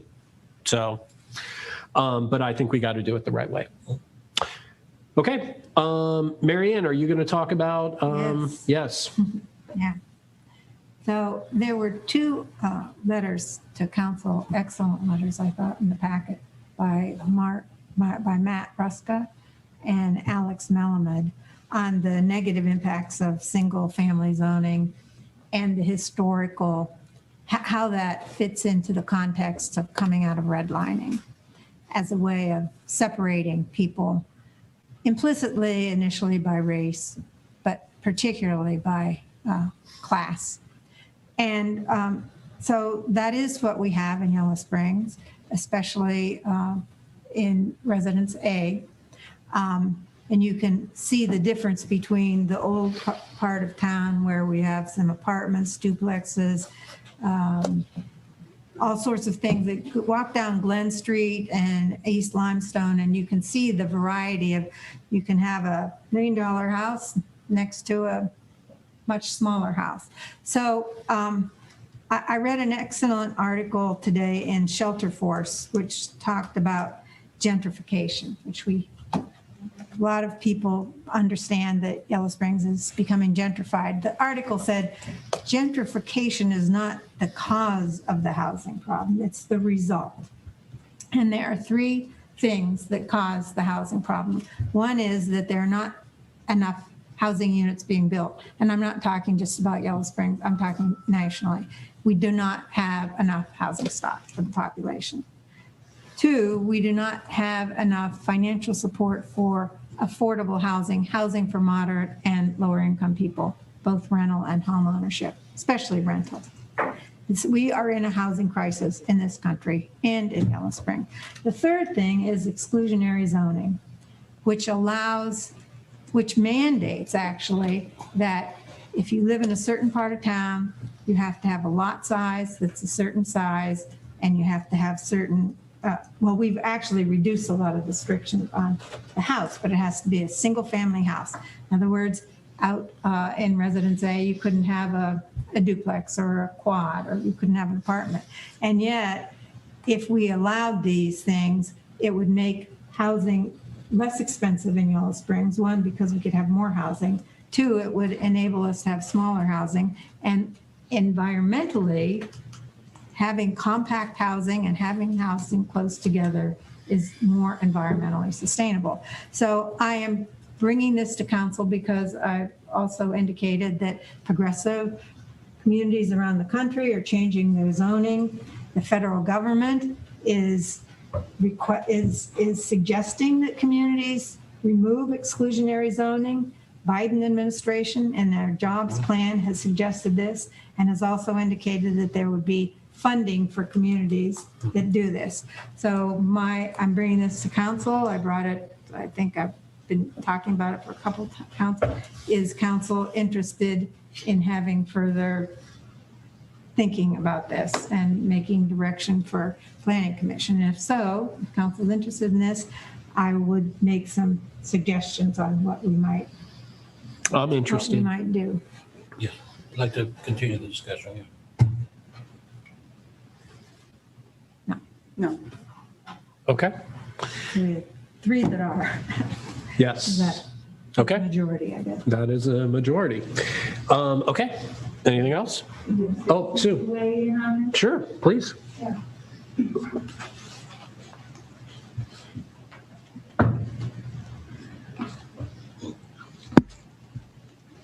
I read your proposal, Mary Ann, and I can see that there is definitely a strong interest in undoing Residence A zoning. But I think that there are some problems with that, which I sort of think about in terms of questions. So I would like to ask some questions for thought, not necessarily for an answer right now, but for thought. There was redlining in the village, but it was done by banking institutions way back when Omar Circle was fostered. I think that was based on racist attitudes at the time. Zoning didn't do it. Financial institutions did. I believe it's true that zoning hasn't kept anyone out of being able to live in any neighborhood or house in town except their own situation and circumstances. That may be the defining characteristic of what is possible and what is not. When Paul and I moved here, we bought the cheapest house for sale that summer. We were able to buy that home and later our current home thanks to the fact that we worked 2 jobs for a total of 40 years, exerted strong financial self-discipline, and took on a staggeringly hefty mortgage. I believe that is a story shared by many, if not most, single-family homeowners in town. We sacrificed a lot, and that allowed us the choice to live here. And we still sacrifice a lot to be able to continue to afford our home. The people who originally built my neighborhood and my house were given land in lieu of pay by the college. They were not wealthy. They were underpaid college teachers and staff. Since then, those same homeowners fostered a Yellow Springs tradition of volunteerism, philanthropy, and environmental protection. And they do so today. I submit that all the people living in this small community are neighbors. Categorizing some of our neighbors' interests as unworthy of consideration or value because of where they live is not a Yellow Springs value, is it? Taking away zoning protections long supported by law and tradition so a group can acquire land isn't my idea of social justice or neighborly values. Is it yours? While I don't challenge the proponents' right to work to the advance of their mission, I believe it would be an abuse of government power to take away property rights and zoning protections of village residents to enable a particular organization's mission. The statement made in the written proposal demonizing the demographic of single-family home zoning as classist is to me offensive, unfair, and unworthy. But it raises other concerns. What about the values of inclusivity and diversity Council has repeatedly affirmed and written into village goals? Does Council not value inclusion of economic diversity, age diversity, education diversity, occupational diversity, et cetera, et cetera? Should some residents not be included for representation by government because they are not poor enough, or so not deserving of consideration? This comes down to a basic question of respect that I hope the government will take to heart. Is it really okay to demonize members of our village community? Is it really okay to use the power of village government to enable a single nonprofit's mission further than it already has and does? How will this highly political proposal impact the town if you take the action proposed? Fair enough that the proposal fails to go into that issue, but can council fail to consider the ramifications on all of its citizens? Please think on these issues as you continue your deliberations. Thank you. Thanks, Sue. Thank you, Sue. I listened to what you said, and I was listening for your questions, and I need to respond. My sense is you made an assumption that I was making a proposal that presumably, I'm presuming this had something to do with Home Inc. That could be no. This has nothing to do with Home Inc. This has to do with someone who lives currently in Residence A saying, I'd like to have a duplex rather than a single family home, or a builder coming in and buying a lot and saying, I'd like to build a market rate quad of townhouses. This has absolutely nothing to do with one particular entity or even necessarily affordable housing in that regard. It has to do with allowing various types of housing units to be built in any residential area. Okay, so we will obviously come back to this topic. Yes. Becky. Can I stay here? Yeah, we'll need to take the mic to you, but Oh. I don't have that much to say, except I wish you'd have a budget to fix these mics. So that you can hear. I want to know what you decided on this. Are you going to go forward with studying this more about coming out the zoning, or are you not? Was it voted down? I couldn't tell. So 3 of us said we want to discuss it further.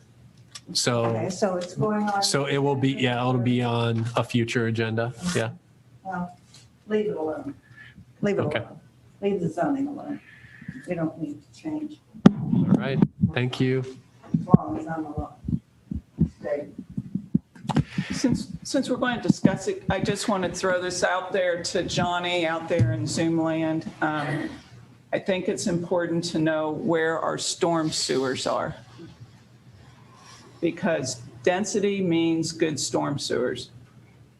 Otherwise, you're throwing storm water nowhere. You don't have anywhere to put it, or on your neighbor. I just want to throw that out there. Density assumes good storm water sewers. Good point. And the Abendross can definitely speak to that. Okay. So, all right. Judy, what were you naughty about? What'd you do, Judy? Once in 10 years, I mislabeled 2 resolutions have the same number, and rather than changing them, there's just going to be a note that goes in that year's file. It says there are 2 2021 20s, because only one of those directed an outside action. The other one was expressing a moral, ethical point of view. So they don't cause problems for each other. They're just going to cause some confusion about 30 years from now when someone scratches their head. And in my defense, this happened a lot back in the day. If you look back through the files, there are multiple. Really? Denise, back me up. Whatever. Yeah, whatever you say, Judy. That's right. Yes. All right. Okay. Thank you, Judy, for clarifying that. Okay. Manager's report. Questions only for Josue. May I make 2? Yes, 2, quickly. I have Yes. a lot that I want to cover, but I'll make 2. Okay. I am excited to announce that we secured $300,000 grant for broadband expansion. Nice. You know, on the Hill, we got this award, and then the state wanted Where to did you ban get this it from? from the governor's office. Yeah. From Broadband, Ohio. From those idiot senators. Yes. Well, no, the Broadband, Ohio, reports to the governor's office. So that's exciting news. We couldn't have done this on our own. The Yellow Spring schools were instrumental. This actually funding is coming through the school system. We couldn't do this without them. We couldn't do it with our partner in Becca and the team that's a part of my advisory board on this. It includes Kevin, Brian, Scott Fife, Tim, and Thor. So I couldn't ask for a better team to be working on this. So it's team effort. It's team effort. So there's that. I had previously announced the stormwater grant. We're moving forward, and the pool is open. So we opened just in time for Father's Day. So I feel like I could sleep loud this past weekend, not because of my own, but folks were very concerned about the status of the pool opening. So I'm glad we were able to get that done. Here's the bad news: the pump is working, but we've got our fingers crossed that it'll carry us through the rest of the season. It does need a replacement. There's nothing like it on the market, so we have to have a custom pump made. So anything with custom on it means money. So we've already spent close to $9,000 on this repair. So we're looking at a price tag in the future. So just want to put that out there. We likely want to do that this year. So we can send it off in the winter months to get it prepped. So, okay. Other questions for Josue? Next time, Josue, I'd love to see a one-pager on what can we spend COVID relief money? Like legally are we allowed to spend it on? The whole range of things. Right. Okay. Which is almost anything, but yeah. Yeah. There's some new guidelines that came out today, and some of the infrastructure projects need to qualify, and depending on the projects, there's different eligibility requirements. So yes, it'll be a lengthy one page. And when do we have to decide? We have up to 4 years to spend the money. 4 years? Yes. We haven't received the first distribution, so nothing at this point. But yeah, it'll be up to 4 years. Okay. And then this is not so much a question as a request, and I don't know if I'll get 2 other people on council to go along with me, but I would like to request that we have a hiring freeze in the police department. What will be the Pause. basis? What will be the basis of it? I would like to rethink how some of our money is spent staffing the police department. And we're about to start budget season. I know you've had at least one vacancy, and I would like to not just fill it. And another reason is that position is part of, I guess, what I view as the militarization of the police. Like for years and years and years, we didn't have corporals and sergeants, and goodness gracious, I hope we never have captains and lieutenants. But do we need to fill it? You know, that's the question I'm asking myself is, do we need to fill it? I'll clarify the statement you said that for years, we haven't had sergeants. I look back for the past 20 years and we've had sergeants for the past 20 years. I've looked through the ordinance, the employee classification, the organizational chart. During your time in 2012, you had Tom Jones as sergeant. Oh, then he wasn't there. So, but there was a replacement for Tom Jones. So I did my due diligence. For the past 20 years, we've had sergeants on the force. So the question is, I'd like to have a conversation. I would like to hear from council. Is that a directive? I think I have a responsibility to the public safety of our citizens to maintain the staffing level. Council has approved the personnel classification and has approved budget for funding these positions. I don't see the rationale for a moratorium at this point. Well, we're going to end up talking about this during budget, so. Well, then it's much easier now before you hire somebody. I mean, I'm not sure what to say right now, and it is 10:30. Yeah, I mean, you so, can request to have it as a topic of but discussion. I'm not opposed to having It'll be it. filled by the time. I'm not opposed to having it be a topic. Okay, anything else, Laura?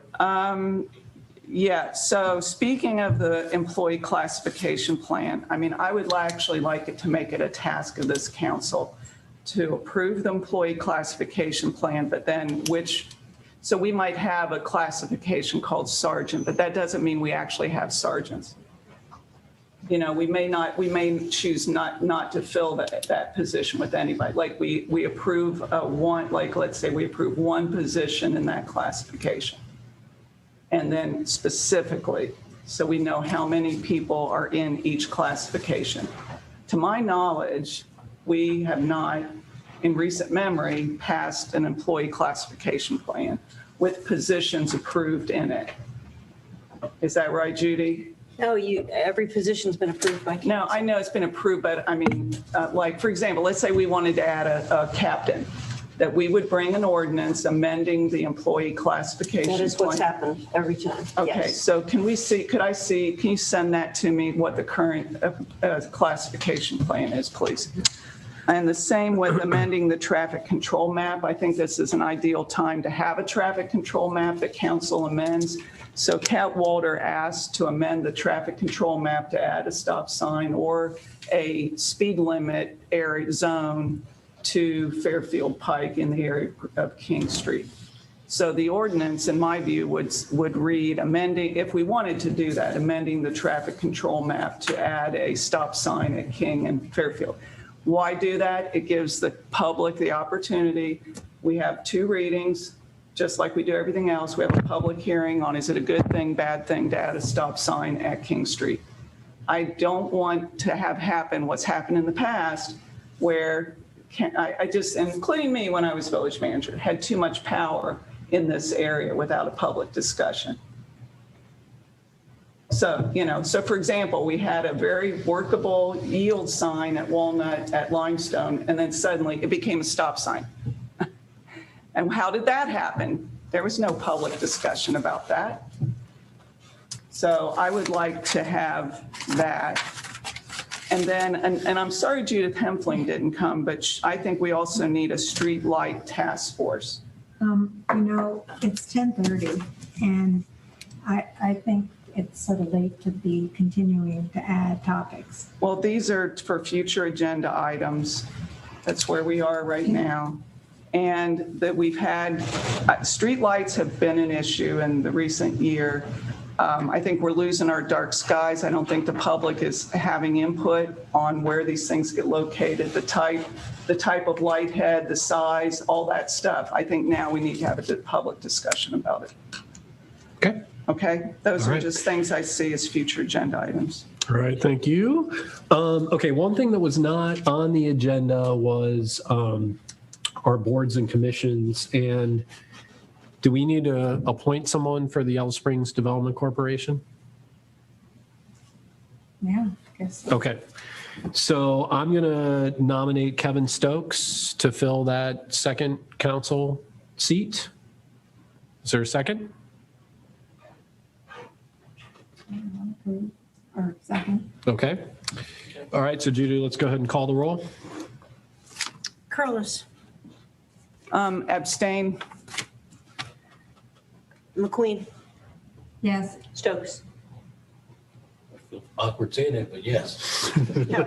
Yes. Okay. All right. So otherwise, any other future agenda item discussion? Sounds like we got plenty. So I'll entertain a motion to adjourn. So moved. Second. Okay. All those in favor signify by saying aye. Aye. All right. Thanks, everyone. Thank you. Nice to have attendance. Wow. It's nice to be